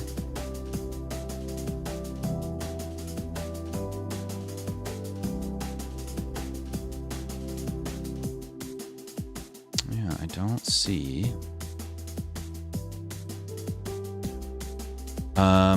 Okay. Okay, not a problem. Let's go back. Let's restart this guy.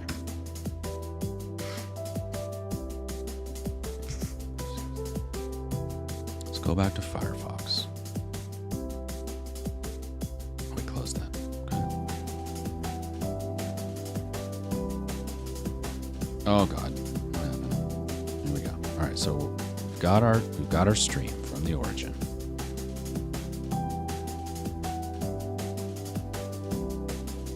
What I want to do, and actually, I kind of like how that was in the other one. So can we set it up dock to the right? There we go. That's actually better. Oh, you can't see it, but all right. Signed in. No offers available. Creating web offer. We get all the ICE candidates. I'm going to take all this out. We don't need all this message.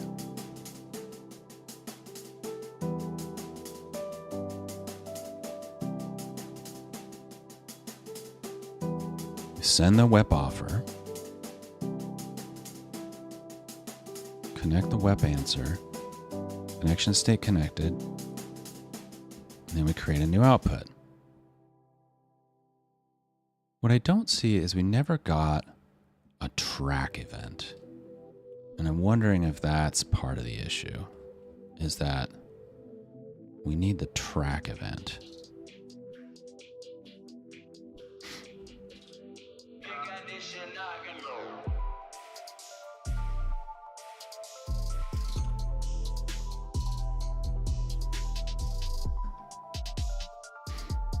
So we subscribe to the track event.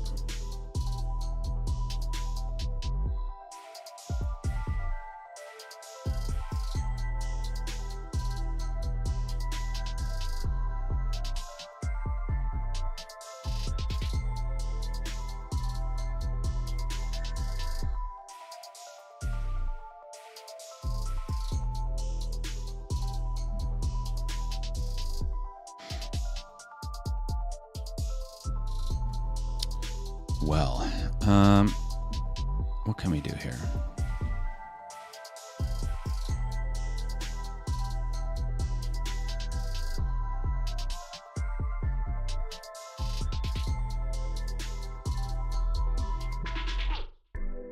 Why don't I go ahead? Just go ahead and install Chrome. I was trying to avoid it, but let's go ahead and install it because we might get better debugging.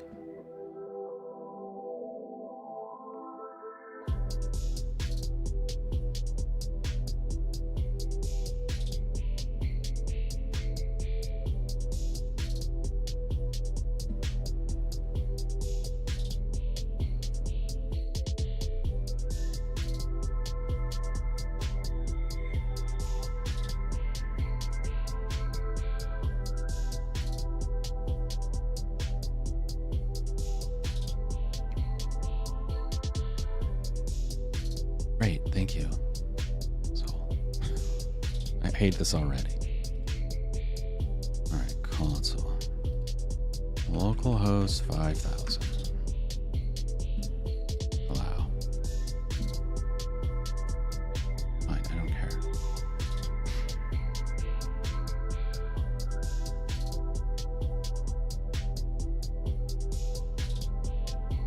Well, that's interesting. Can't read properties of null.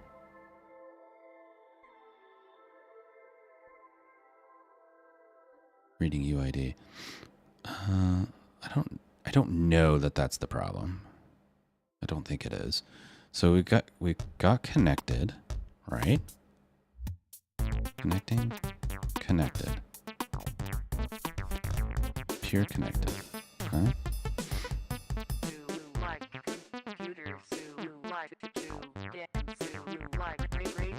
But again, we do not have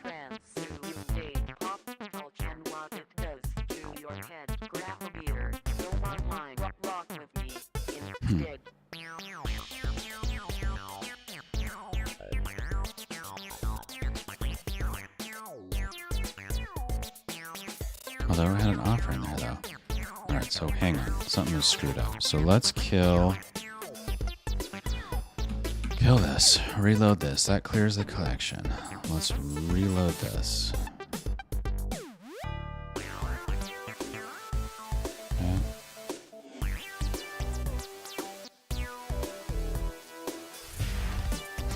And again, it connects, but it's like it never got the track, so the media is never getting added to the video, which like that makes me wonder how this was ever working. So either there's like, there might be like a codec issue. That's kind of what I think it is, just a codec issue. But I'm not getting like an error.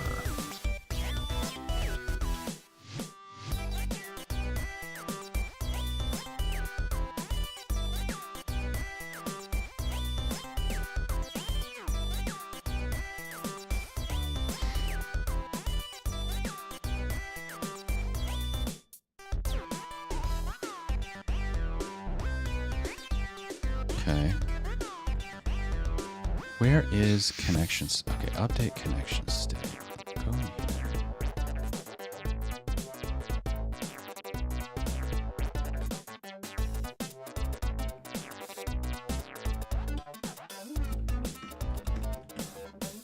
Let's update that whole thing in there.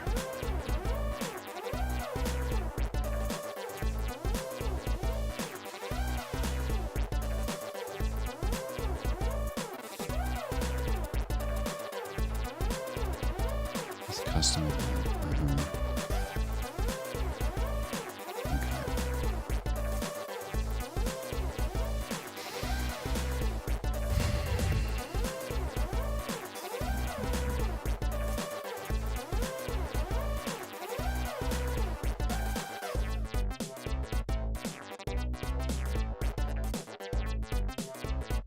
Okay.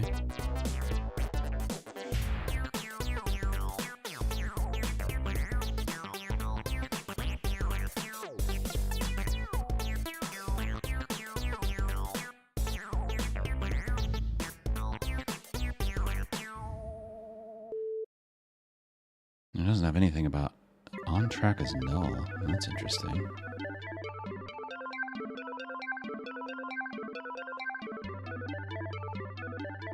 You know, while you're deep diving into the rabbit hole of WebRTC and ICE candidates, here's a little tidbit.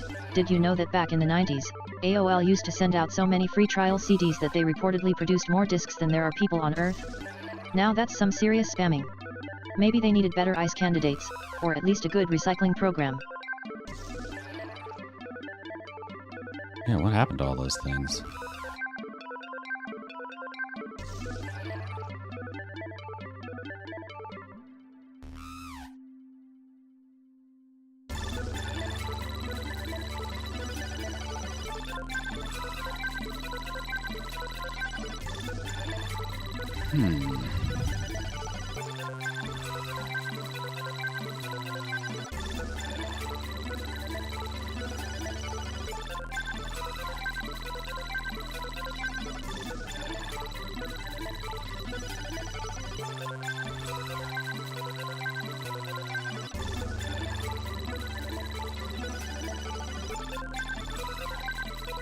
I don't think this ever happens.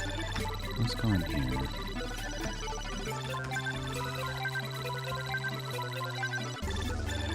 Got new track.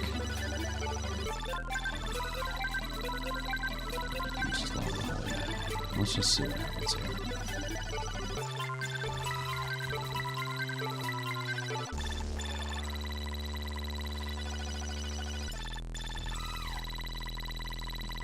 Oh, got new track. Oh, here we go.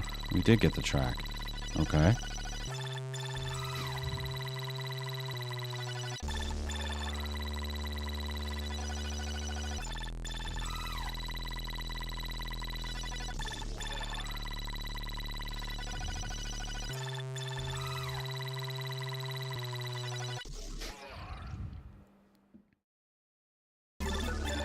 EV detail stream 0. Detail, track event, okay. Streams, media stream, 0, media stream, okay.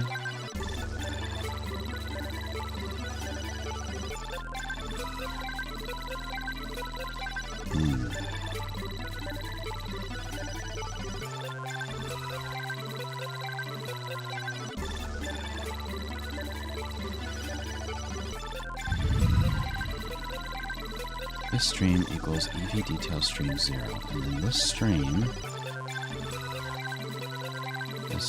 equal to val, this element source object is equal to this stream.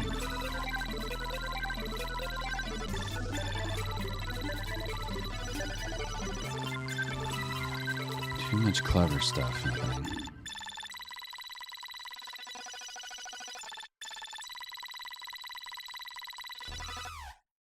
So I'm going to take this out and make this the way it was. Okay.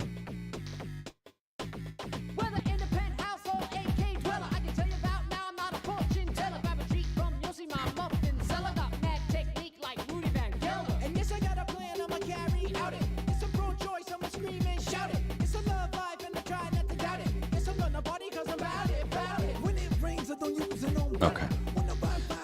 So I think where we're at now is I think I've discovered that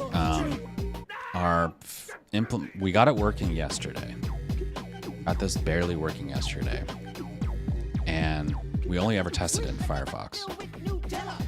And there was a bunch of stuff happening inside the web code on the Media MTX side to like mess with the data, especially around the audio codec. This is all that code. And I have a feeling that this is needed for Chromium-based browsers.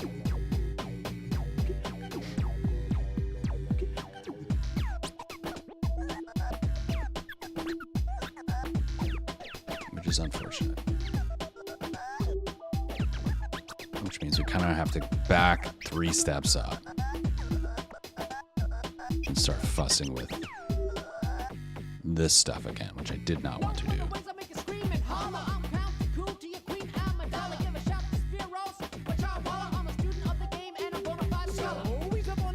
Unfortunate. I'm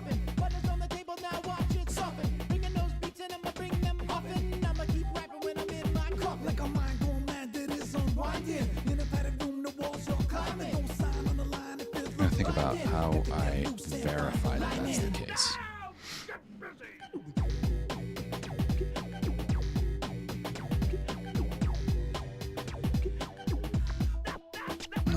look through this code. So annoying. It's also possible I'm just missing something stupid. Start over. I want everything in one bag. Yes, ma'am.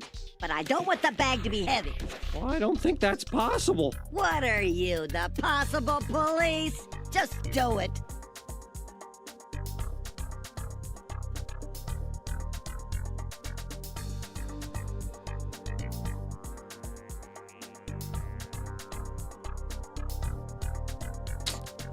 Son of a bitch.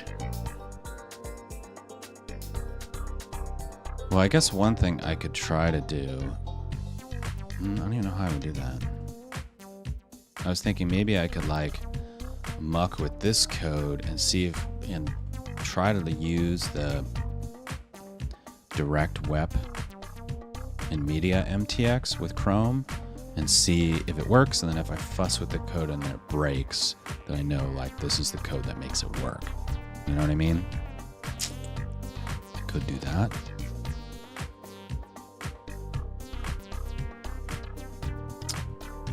Unfortunate. All right, so how am I doing on time? It's only 2 minutes, only 2 hours. I'm getting a little bit hungry. I think what I'm gonna do is I'm gonna take a little bit of a longer break. I'm gonna get a little bite to eat, get some more coffee, think about this for a bit, and then come back. See where we're gonna get. See where we net out. Be right back.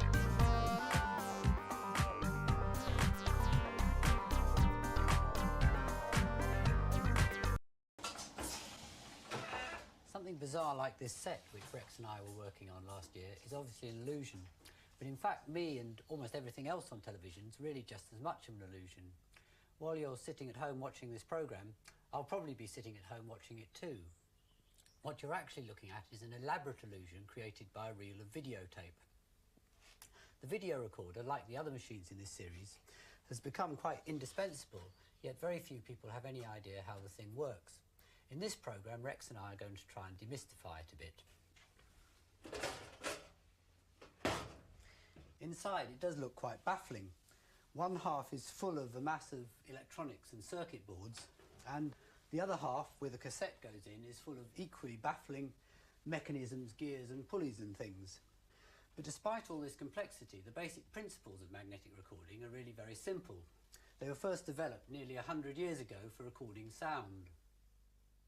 A Danish telephone engineer called Valdemar Poulsen, convinced that there was a need for a permanent record of business transactions conducted by telephone, started experimenting with magnetic recording in 1896. Poulsen had found he could magnetize a bit of steel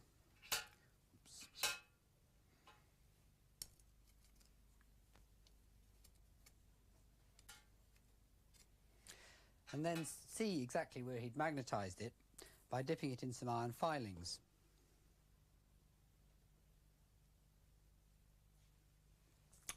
He could magnetize the steel in just the same way with an electromagnet. This is just a coil of wire wrapped around a lump of steel. But he could also use the electromagnet, like the iron filings, to see where he'd magnetized it. I've connected this electromagnet to a meter here, and if I bring a permanent magnet anywhere near it, I think you can see the meter move. It's actually creating some electricity.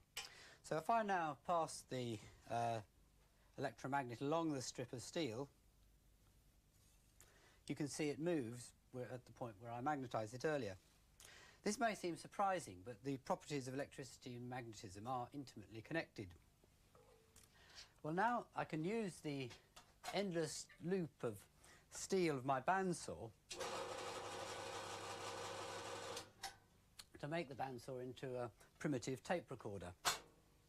First, I've got to connect the whole thing up to a battery and a switch.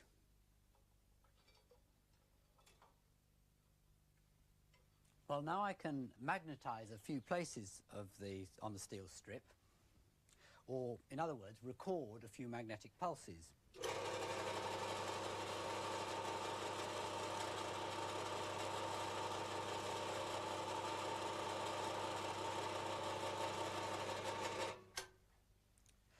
And now I can see where I've magnetised it on the strip simply by continuing to run. In other words, I'm playing the signal back.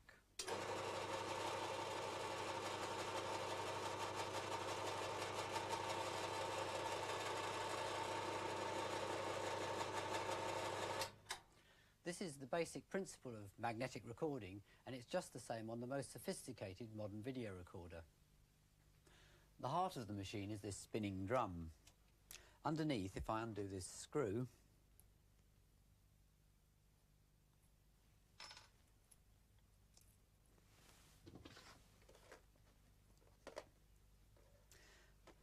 this is the actual tape head, and you can see it's a tiny coil of wire. It's an electromagnet, and it's doing exactly the same thing as the electromagnet on the bandsaw. Well, without all this sophistication, Poulsen had enormous difficulty recording the tiny electrical signals he was picking up from the telephone. However, he applied for patents all over the world and found eager backers in America. Hello? Now, don't worry about the science. My invention is foolproof. All you need to know is you'll make lots of money. What do you think, Marvin? Yeah, great. Yeah, it's Okay. a deal. It's Thank a you very deal. much. Okay, ladies and gentlemen, this is your chance now to buy and make the fortune of a lifetime. Yes, I'm talking about money. The backers were more interested in trading the stocks and shares than making telegraphones. But 7 years later, a saleable machine finally did appear, advertised as a dictation system. We have no option except to foreclose on this. Yours sincerely, Hiram T. Washbucket. I'll type this up right away. Oh, I can't hear a thing. It's impossible. No, I can't. Oh, we'll go back to doing things the old way. Okay, suits Thursday, me. 25th January.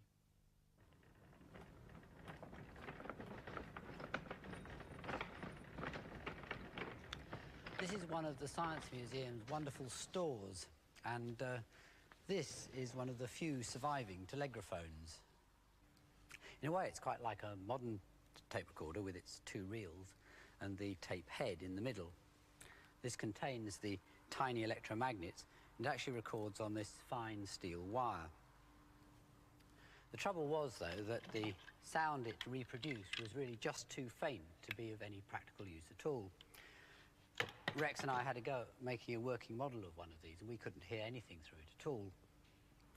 But the idea wasn't totally forgotten, and as valves and electronic amplifiers improved, the idea became progressively more practical.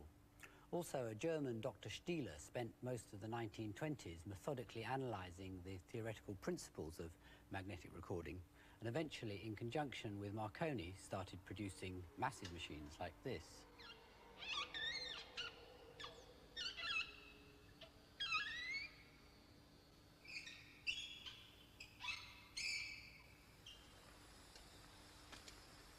This particular machine was bought by the BBC in 1933. The tape heads are up at the top here, and it uses this very fine, razor-sharp steel tape. It's all incredibly large because to get a good enough sound quality, it has to run very, very fast, so it uses up a lot of tape. This high speed has some disadvantages. You had to keep the tape oiled. There's a little oiler over here. And it was also quite dangerous. You had to keep well out of the way because if the tape broke, this razor-sharp steel would fly all over the room. Recording on steel still has one specialist use, where heat resistance is important, in black box flight recorders. The boxes are actually orange, not black, and they're extremely strong and well insulated. Inside, you can see the bright stainless steel wire being replayed.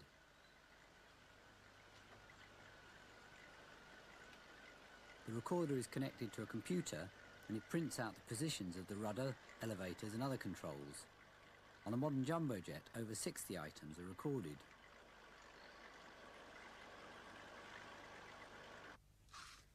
Experiments with plastic tape were started by the German magnetophone company in the 1930s.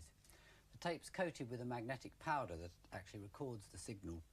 This powder is a sort of iron oxide or rust, which is why the tape's always brown. Well, we can make a primitive sort of recording tape using sticky tape. and sprinkling some rust powder on it.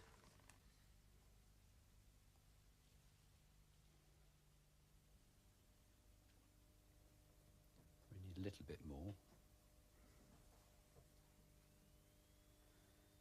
You just have to rub it into the sticky side.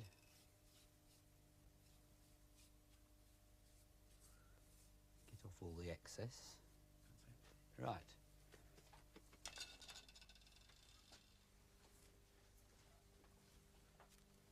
Right. Now we've recorded some we put it in an ordinary audio recorder. Yeah, I think I've got it in the right place. Ready? Okay. Yep. This is recorded on sticky tape and rust. This is recorded on sticky tape and rust. Right. And now what we have to do is to play it back again. It's the right way round. Put it in. Right. Okay. This is recorded on sticky tape and rust. This is recorded on sticky tape. Well, the start of it was very good. Try it again. I don't know why did the quality go down, do you think? I think it probably fell off the capstan there. Well, it proves the principle anyway. The ring-shaped recording head with a gap that's been used ever since was also perfected by the magnetophone company. Here Rex has made a giant model of one. If he covers it up and sprinkles on some iron filings, you can see how the gap concentrates the magnetic field.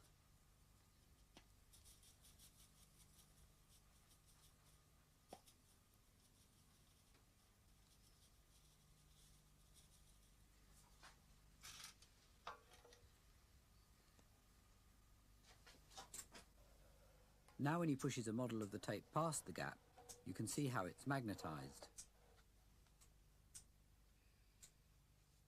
The smaller the gap, the smaller the magnets created on the tape, and the more information that can be recorded on it.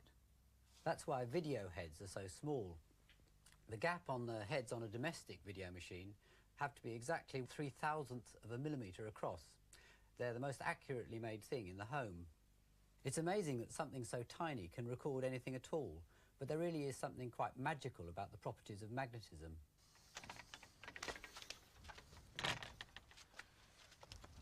Usually my work is making models and special effects for the film, television and advertising industries, and I use magnetic effects an awful lot. Simple ones for conjurers and illusionists and party tricksers to get something which is obviously non-magnetic, like an ordinary match. You can actually make them dance. For a simple magnetic trick like this, you need two obvious things. You need to drill the middle of the match and put an iron pin inside, and of course you also need Tim underneath the table with a magnet. You're all right under there, Tim? And there's the magnet, which we did the trick with. But of course, sometimes you need much more sophisticated applications for magnets. And I did one years ago with a friend of mine. I know what they're doing right there. All right, I'm back. Thanks for the long delay. I think that was kind of quiet, wasn't it? Welcome back, Potate_O_no. While you were gone, I was just contemplating the mysteries of life, like why do we drive on parkways and park on driveways? Anyway, sounds like you're knee-deep in some technical chaos. If debugging is the process of removing software bugs, then programming must be the process of putting them in. Good luck with that adventure. Oh, this thing was running the whole time. All right, here's what we're gonna do. I am not gonna try to solve the problem of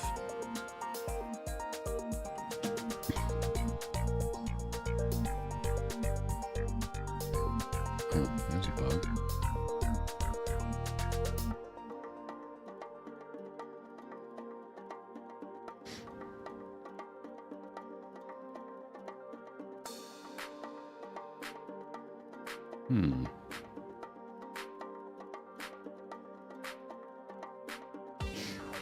Man, we're batting 1,000 today. All right, let's back up and try to figure out what's going on here.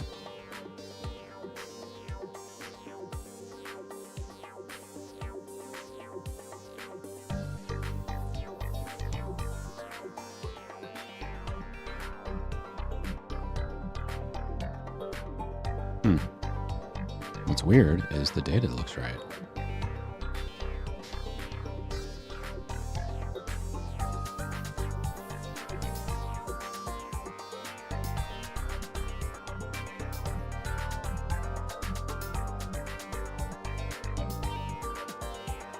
Oh, but the interesting. Yeah, this says available still.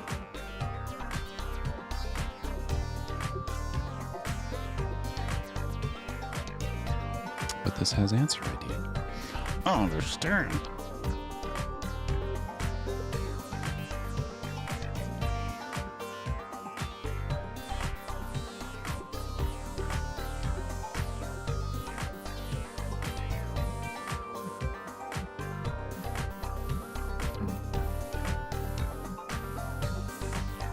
Unexpected exception. Answer ID will exit.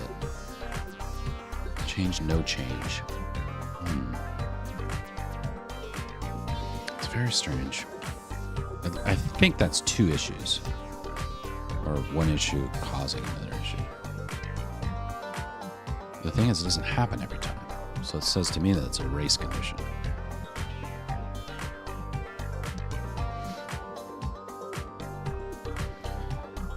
All right, we'll come back to it.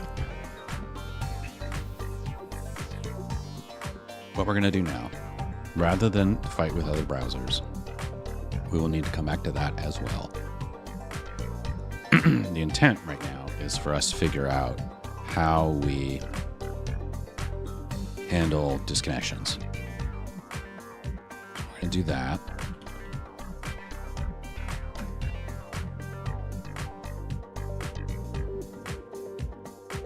Okay, so now this is a new, because it's an incognito window or it's a private window, whatever it's called.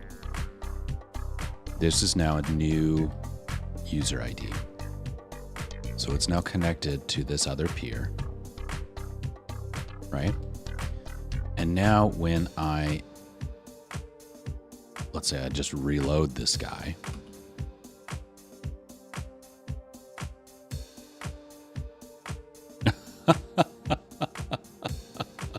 That's amazing. That's pretty amazing. Oh God, what is happening?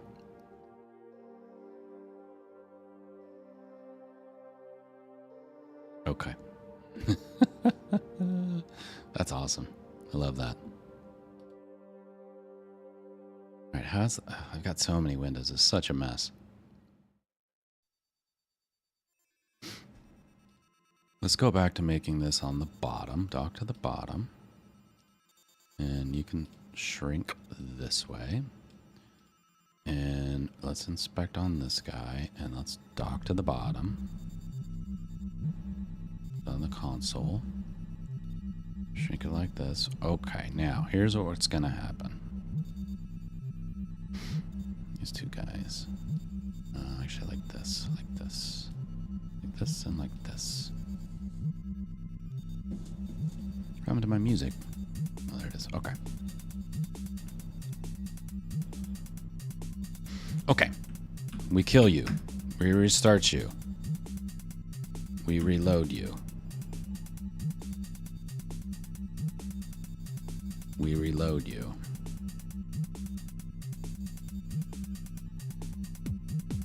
Okay. Now, we kill you.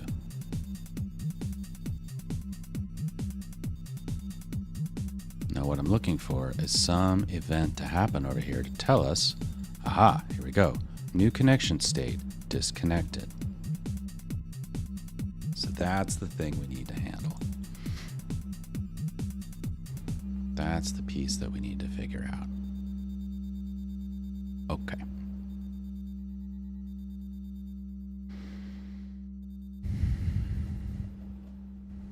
So we're not going to do this.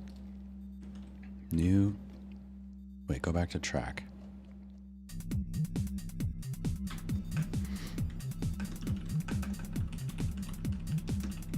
Updating stream to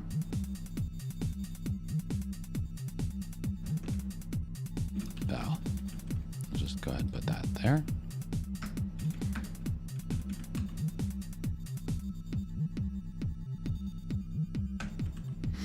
Okay, that's fine. All right, now.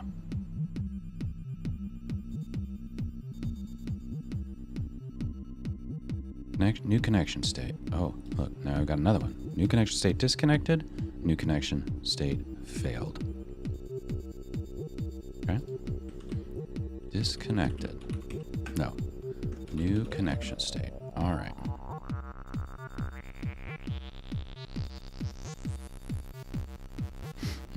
Okay. New state. Okay.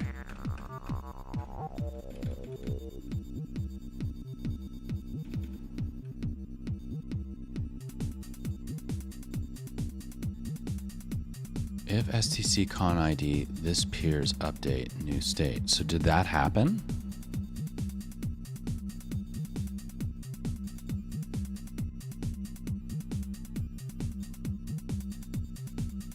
Failed. It did.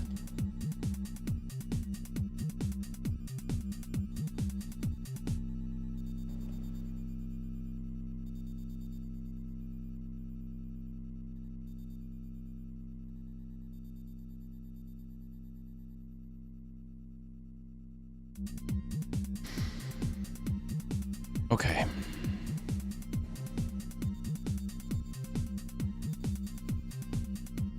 It's gonna be very tricky.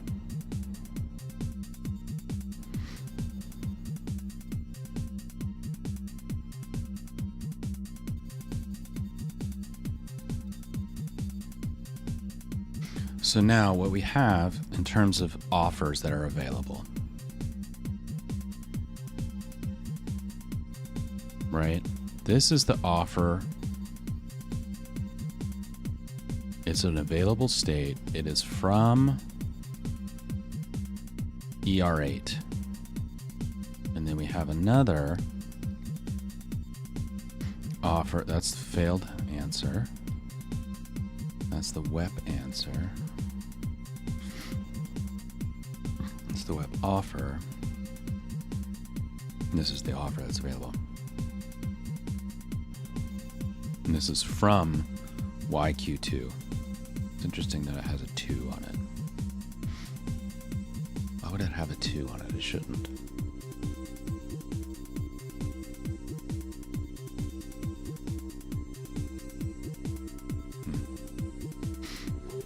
Okay.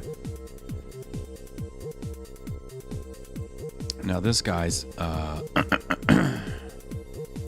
you, not you. Where's the other one? This one. This guy's YQ2. So he's got an offer outstanding. And then there's the dangling offer from the tab that closed. That is the one that is the offer that is after the one that this one was just using.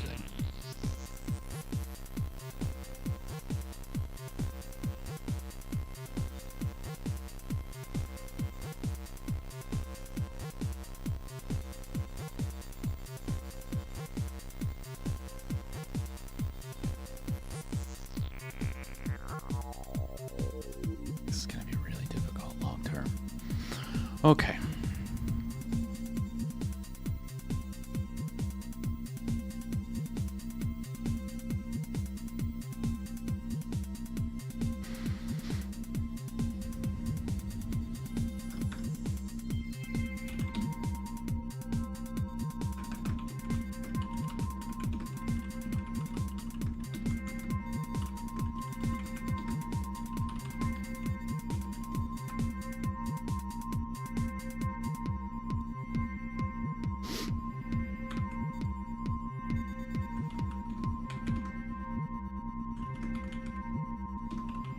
All right, so if it's our end connection and the state is either disconnected or failed, then we need to reconnect.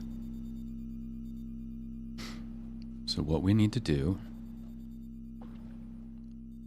is start the input connection again.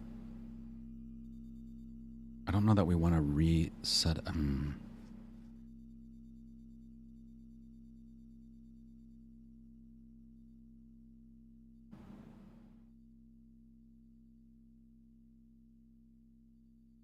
What does this setup do?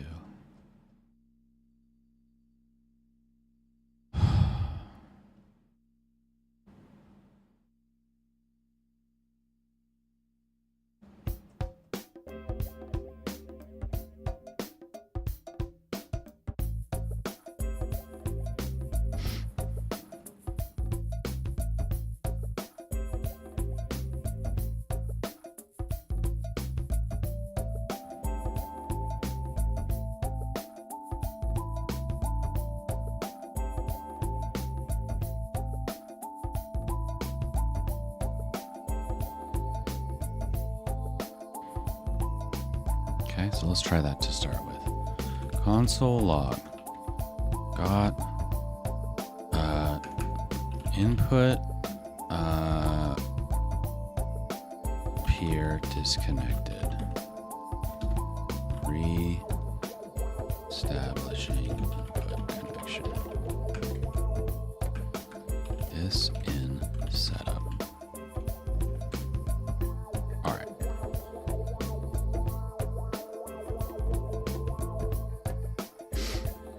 Okay.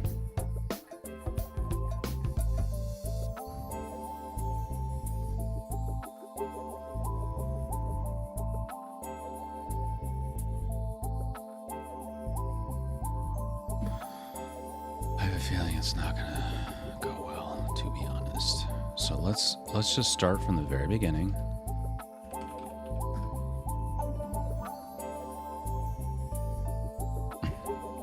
Yeah, great. I love that. Here's my broken video. Do you want my broken video? Thanks, bro.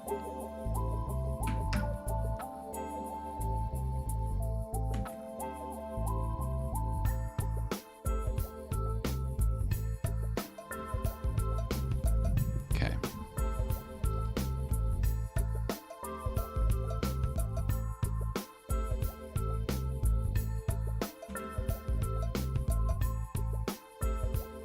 Okay.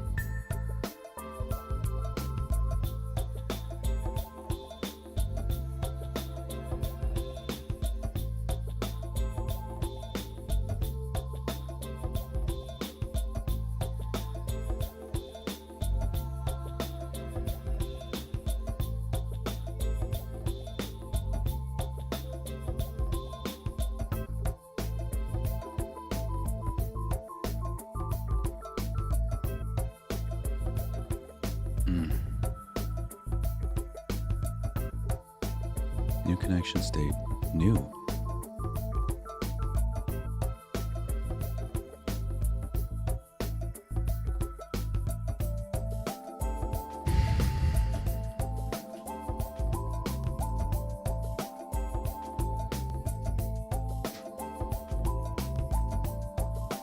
Okay.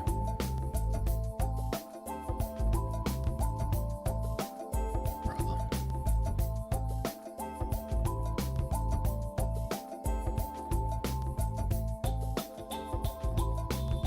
Hey, So that was potate_o_no. Did you know that a group of flamingos is called a flamboyance? Sounds know like that. something you'd see at a disco party with those flashy birds strutting their stuff. Mhm. Speaking of flamboyance, ever heard the one about the flamingo who got kicked out of the zoo?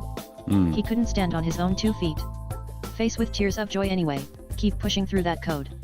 It seems like you've got quite the flamboyance of issues going on there.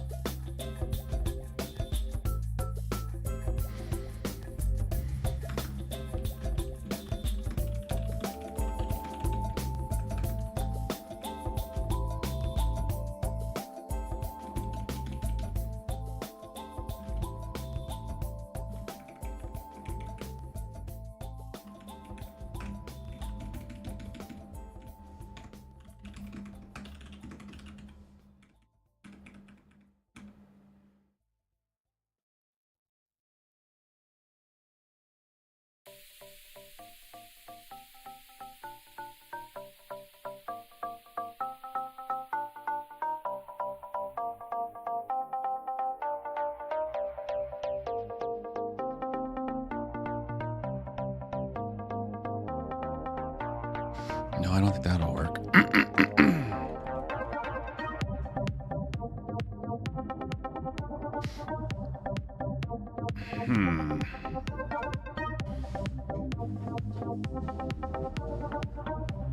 So the problem is, God,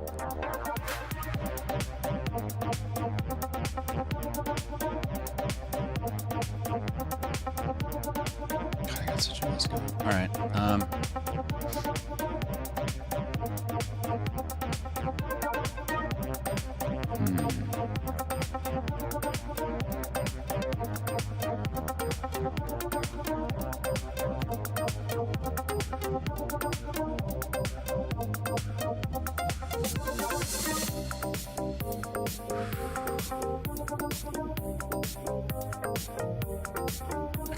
actually need to just tell peers to reload.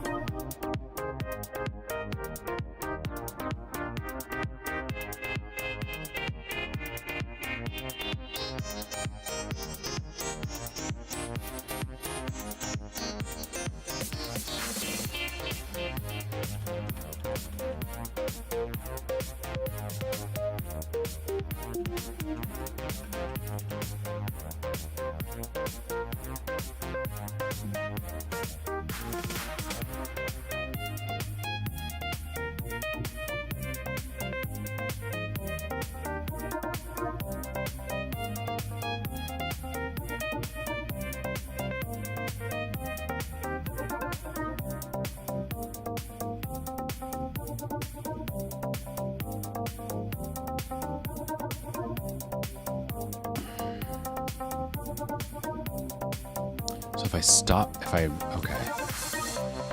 How do I stop listening? All right, so this ref on snapshot, this probably returns something. All right, so let's figure this out.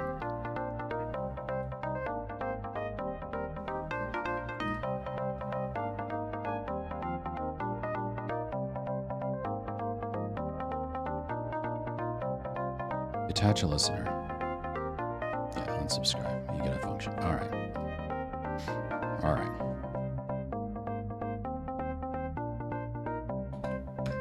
So we're going to say stop listener. Stop listening.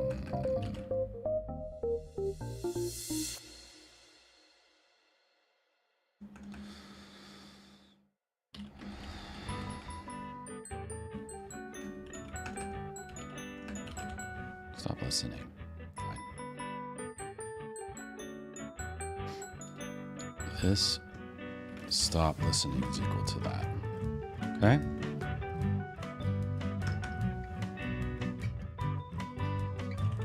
Reload. This stop listening.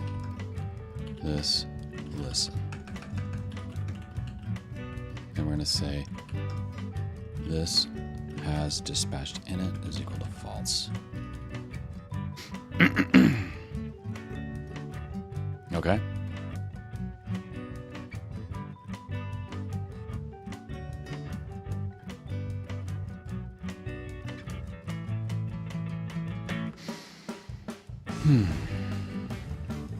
Okay.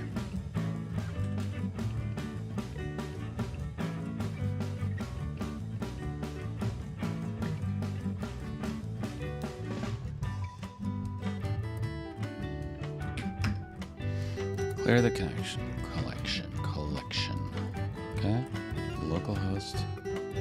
Okay. Next to origin. Gets the stream. Great. Now you reload. Connects to the peer. Gets the stream. Cool. Now you close.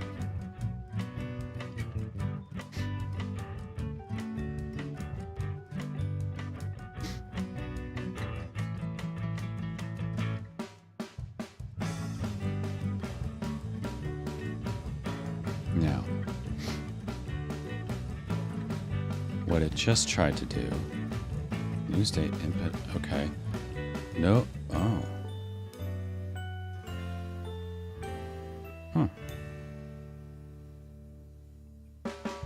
So it created a web offer.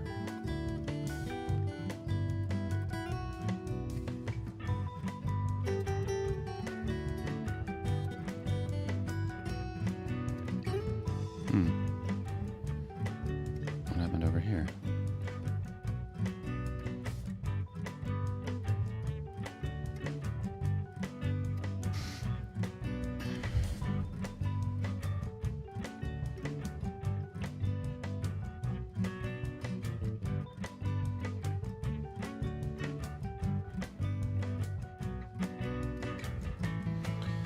This guy's candidate stuff's gotta go.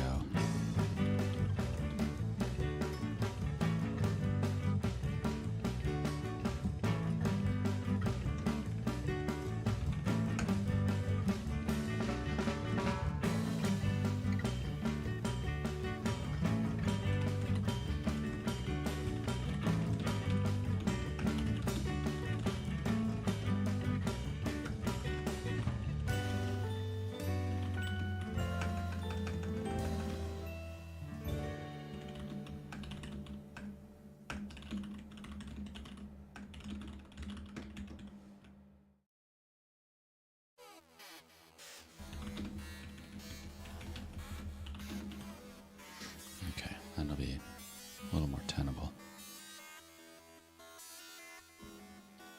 Honestly, I think we just take this out. I don't need to see that. Okay. Let's look at the data.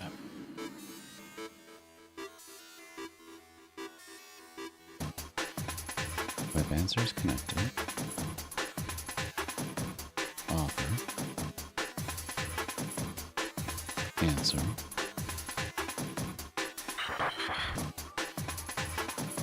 Offer. This is from ER8. That's that tab. What was YQ2? That's the other one.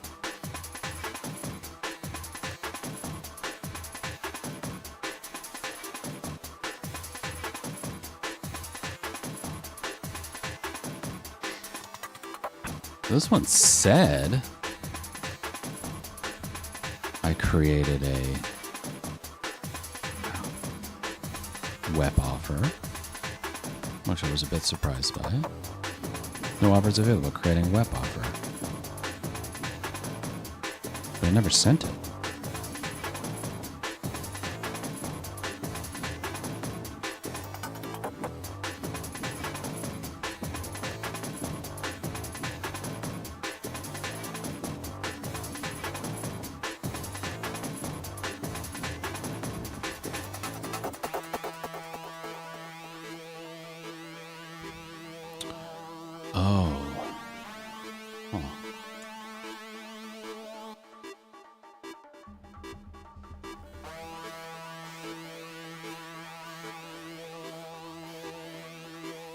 Alright, let's try this again, because I want to see these new messages I just put in.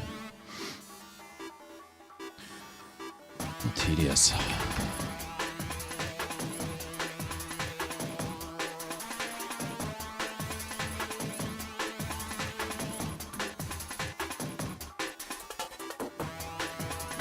Okay.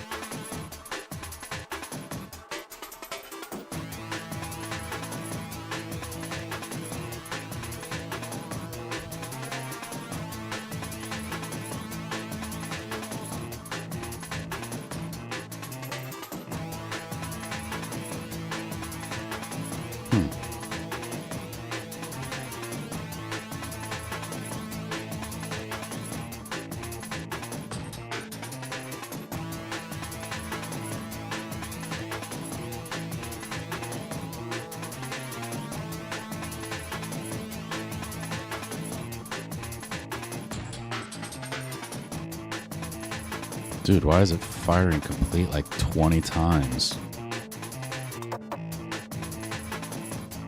Autoplay is only allowed when approved by the user. The site is activated by the user or the media is muted. Oh, well, that's interesting.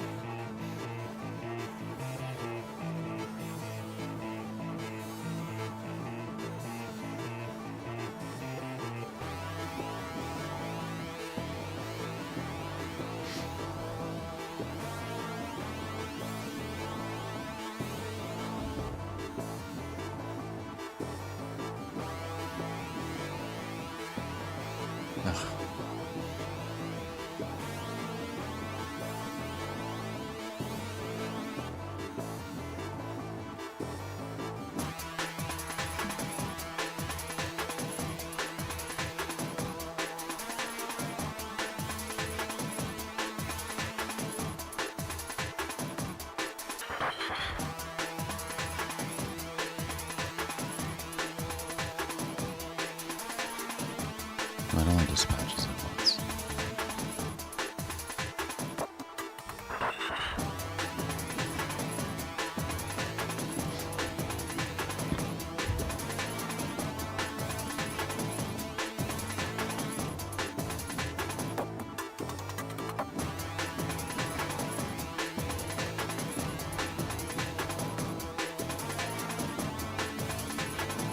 All right. Don't worry about that, I don't think.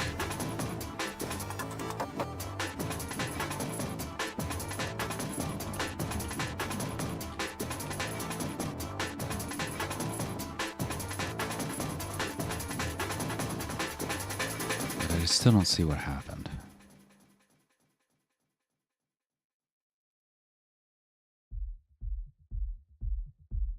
There's the answer. Getting tired. Connected. Creating a new output. Sending a new offer.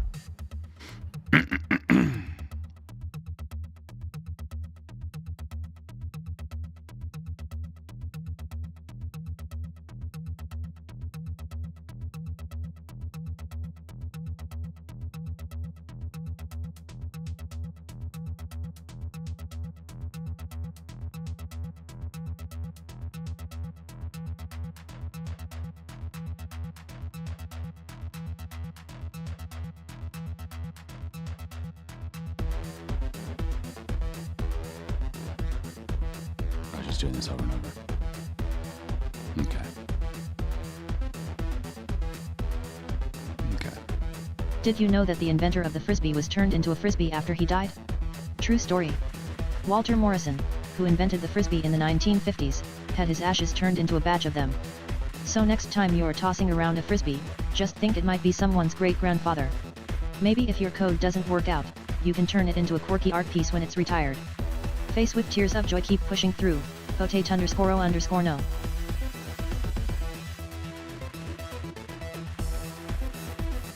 Okay. Okay.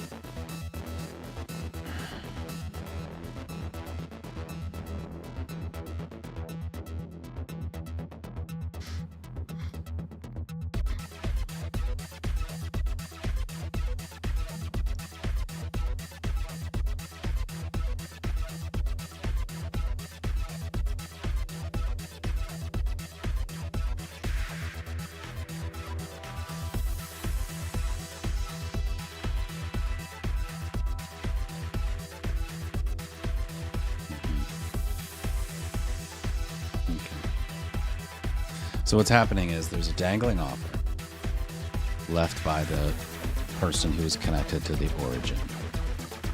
And this browser just keeps trying to connect to it over and over and over and over and over.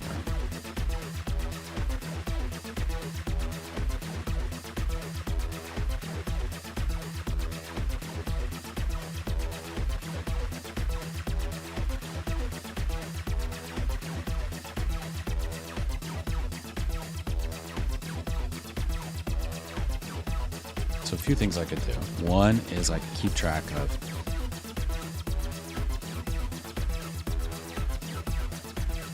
things that have failed.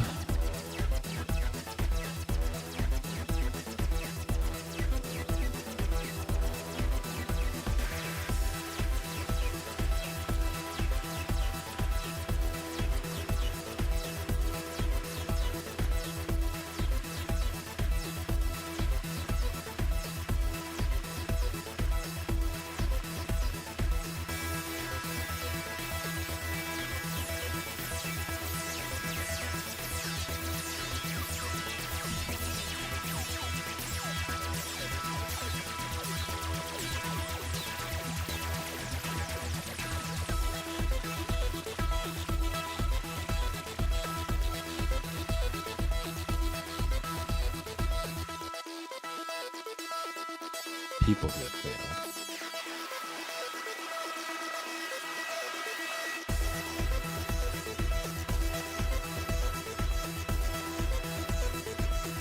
Let's do it that way. Okay.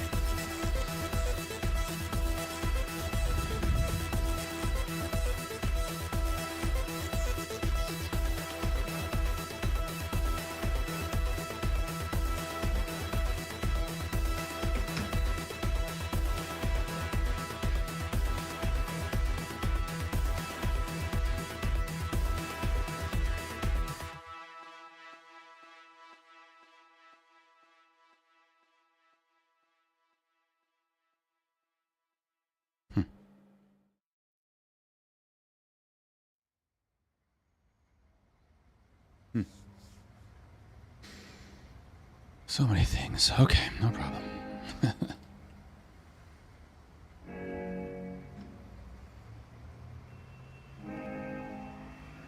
Turn on the box.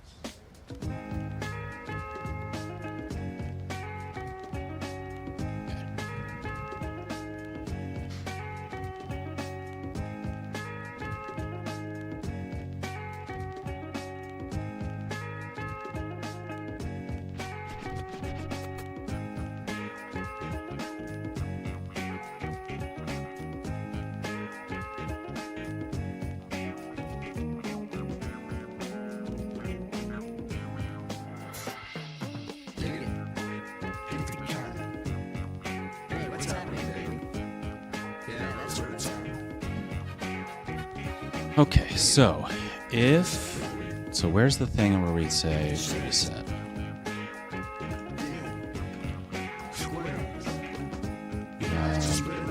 Disconnected.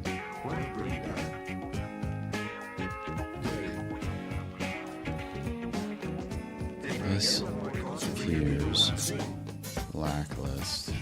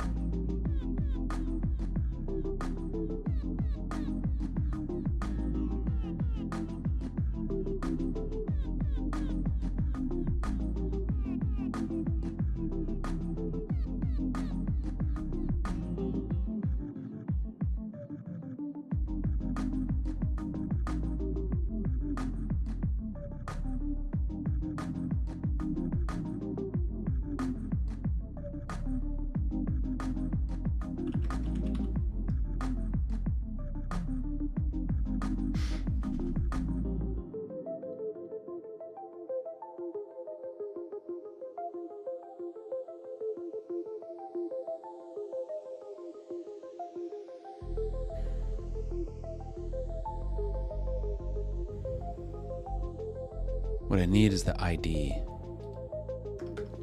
Peer ID. ID of the remote peer.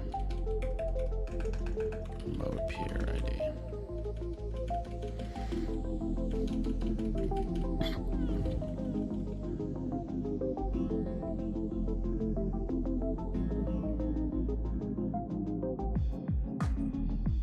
State change. State change.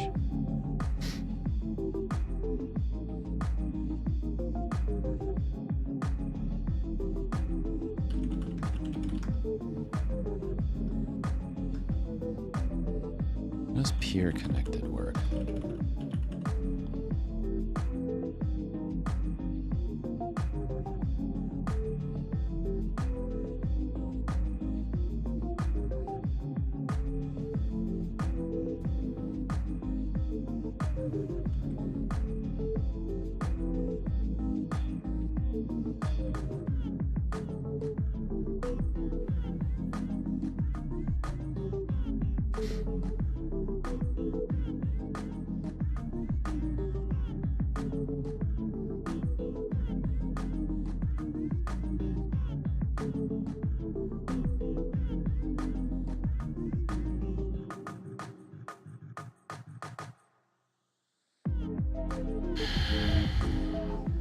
Oh, man.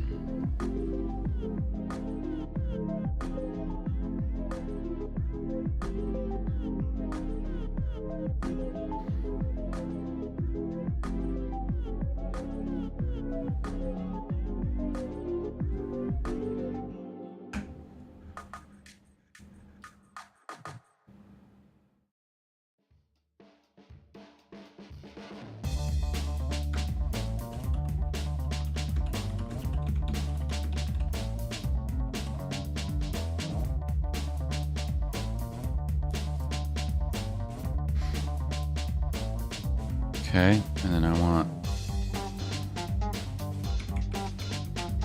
window stream tooth equals ST. Okay. Okay.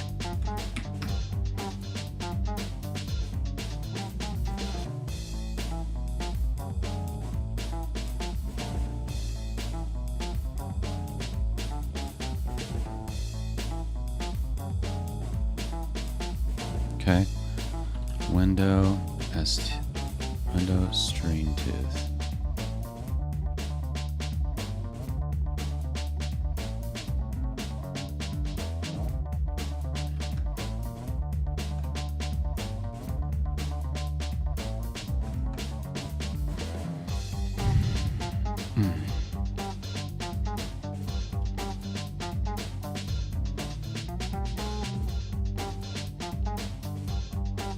Okay.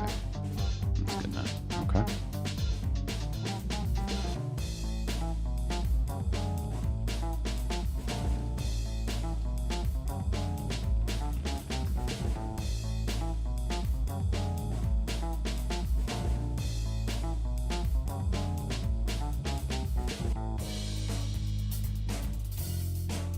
I need to add a button to like disconnect a peer so I don't have to like keep reloading and stuff.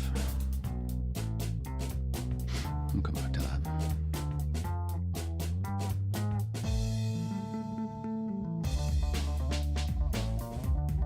All right. Oh, play.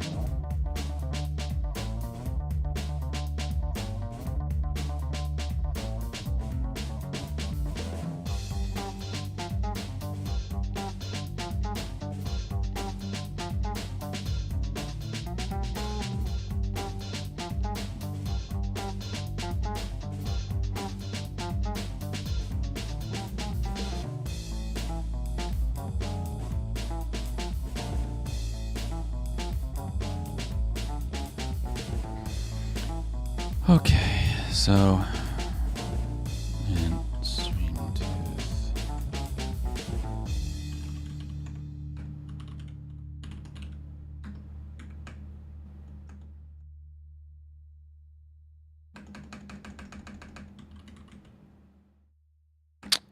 God damn it.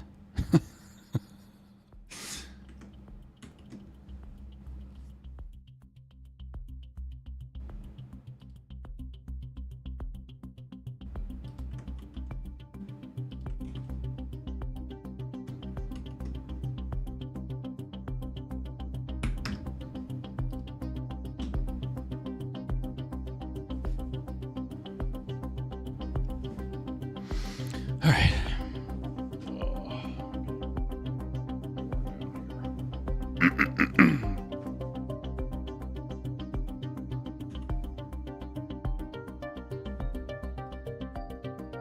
Okay. Oops.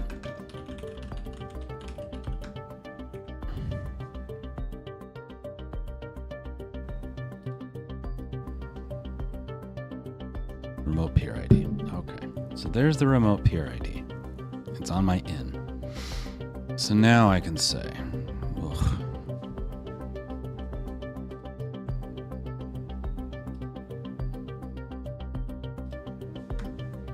This peers blacklist.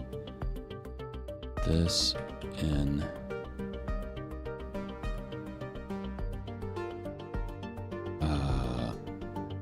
remote peer ID.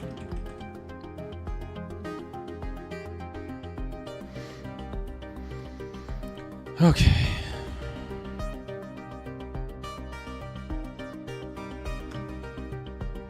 This remote peer ID equals null.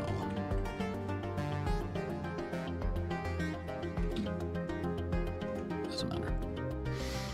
All right, now peers blacklist.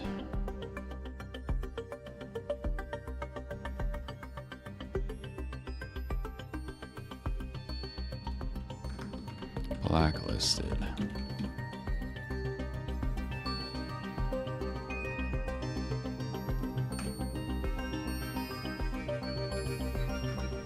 Black. Hey, if you're feeling worn down, remember what happened the last time potate_o_no tried to fix something tetchy? They accidentally turned their computer screen upside down. I was there watching, and laughing. Took them ages to figure out the keys to flip it back. Good times. Face with tears of joy. Remember, sometimes a break can lead to fixing more than just code. There used to be like a weird hotkey in Windows you could do to turn your screen upside down, and then you could play pranks on people and like go hit it and they wouldn't know how to fix it and be like, ah! I don't remember what that was, but I remember doing that. Those shenanigans.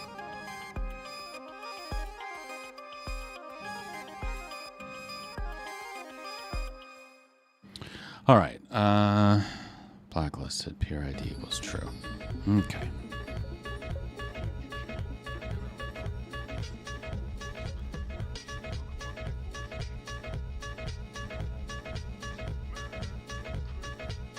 So filter offers.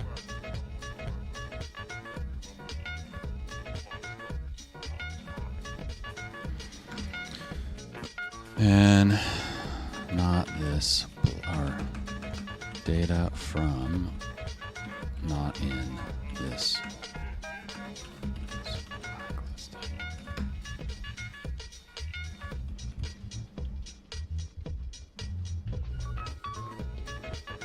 Oh.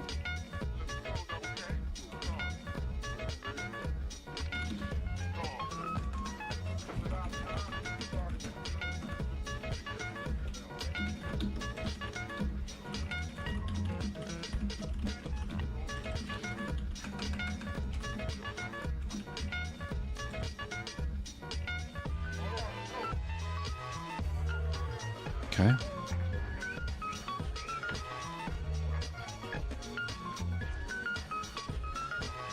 All right.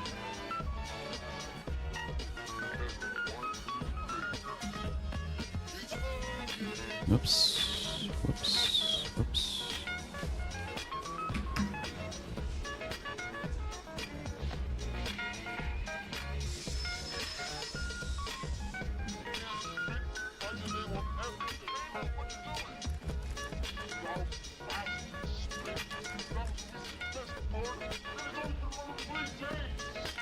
Okay.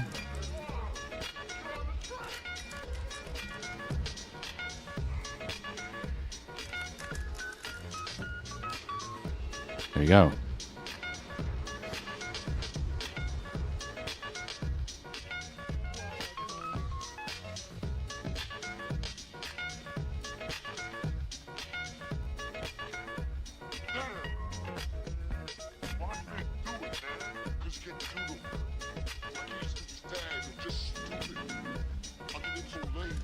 Everybody thought they were very messed up. So now he's good for everybody else.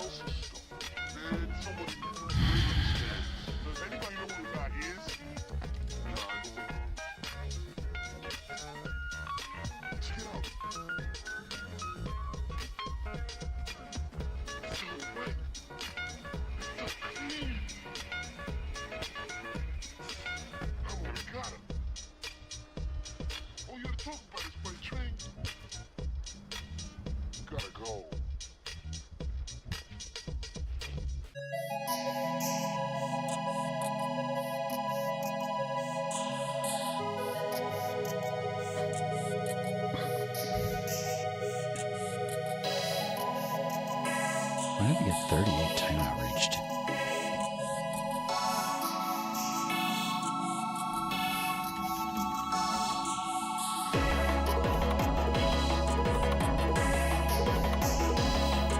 Oh. I did.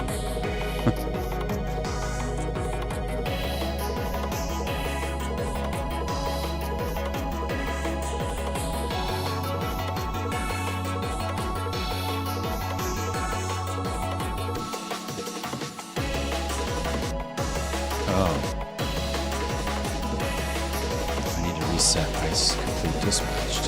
That's a problem.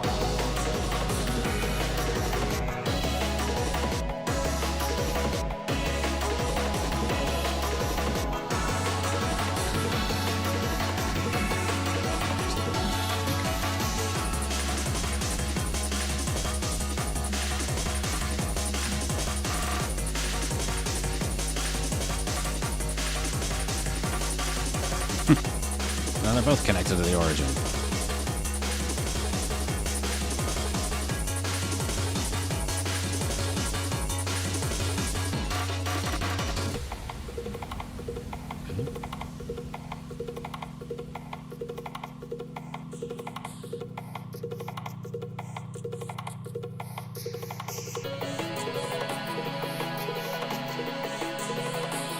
Hey, there we go.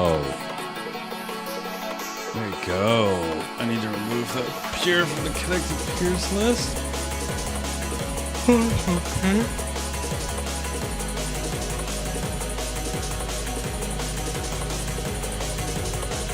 Uh-oh. Why'd you connect again? What happened?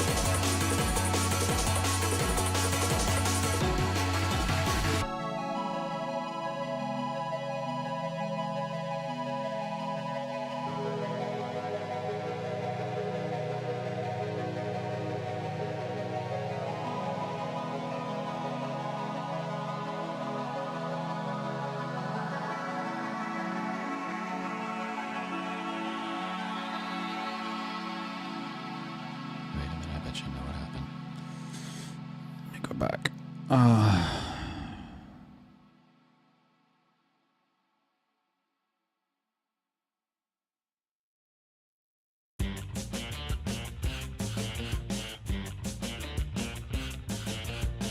wide awake, but you're a nightmare. I can't escape, I'm seeing you everywhere. Words that you say poison the air. Oh, I'm wide awake, but you're my nightmare.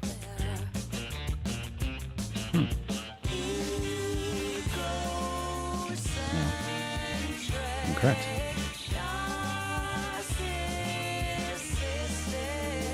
What is this?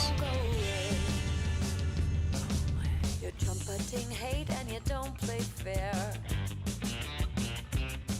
With your arrogant ways and your comb over hair. No, you're a fake, not a billionaire. Oh no, no, I'm wide awake and you're a nightmare. Egocentric,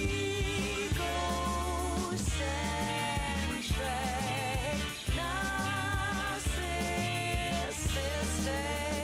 and you won't go away. Just go away. Lame is your game. How are your aims?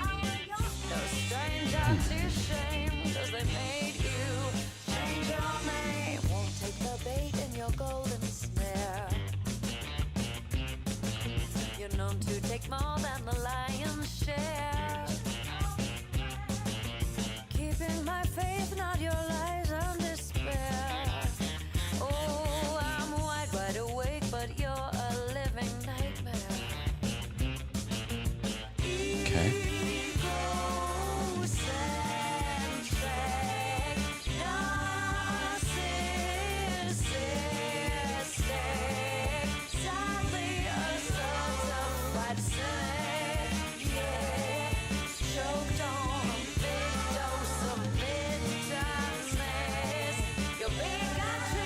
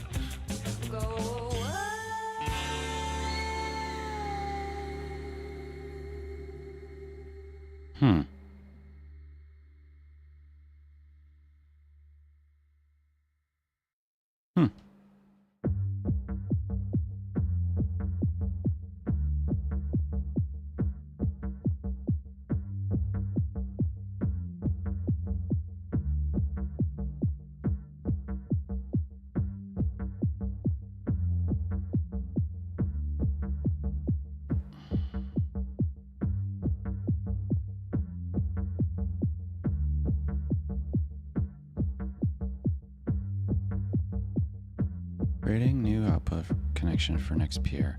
Starting next output connection. Adding event listeners. ICE candidate was no firing complete. Dispatching ICE complete.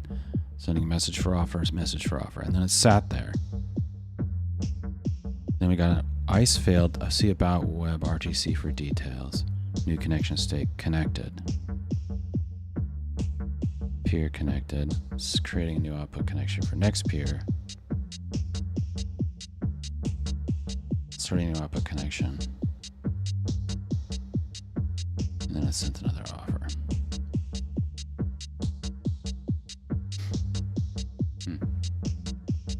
I wonder if that's like a private browser thing.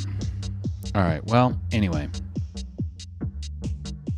I think we're making progress. I think I'm now at a point where I'm going to stop for the day. I might do a little work off stream, but I think, you know,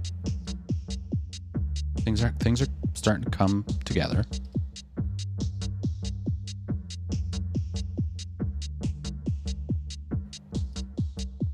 Oh, I hit the 3 hour mark.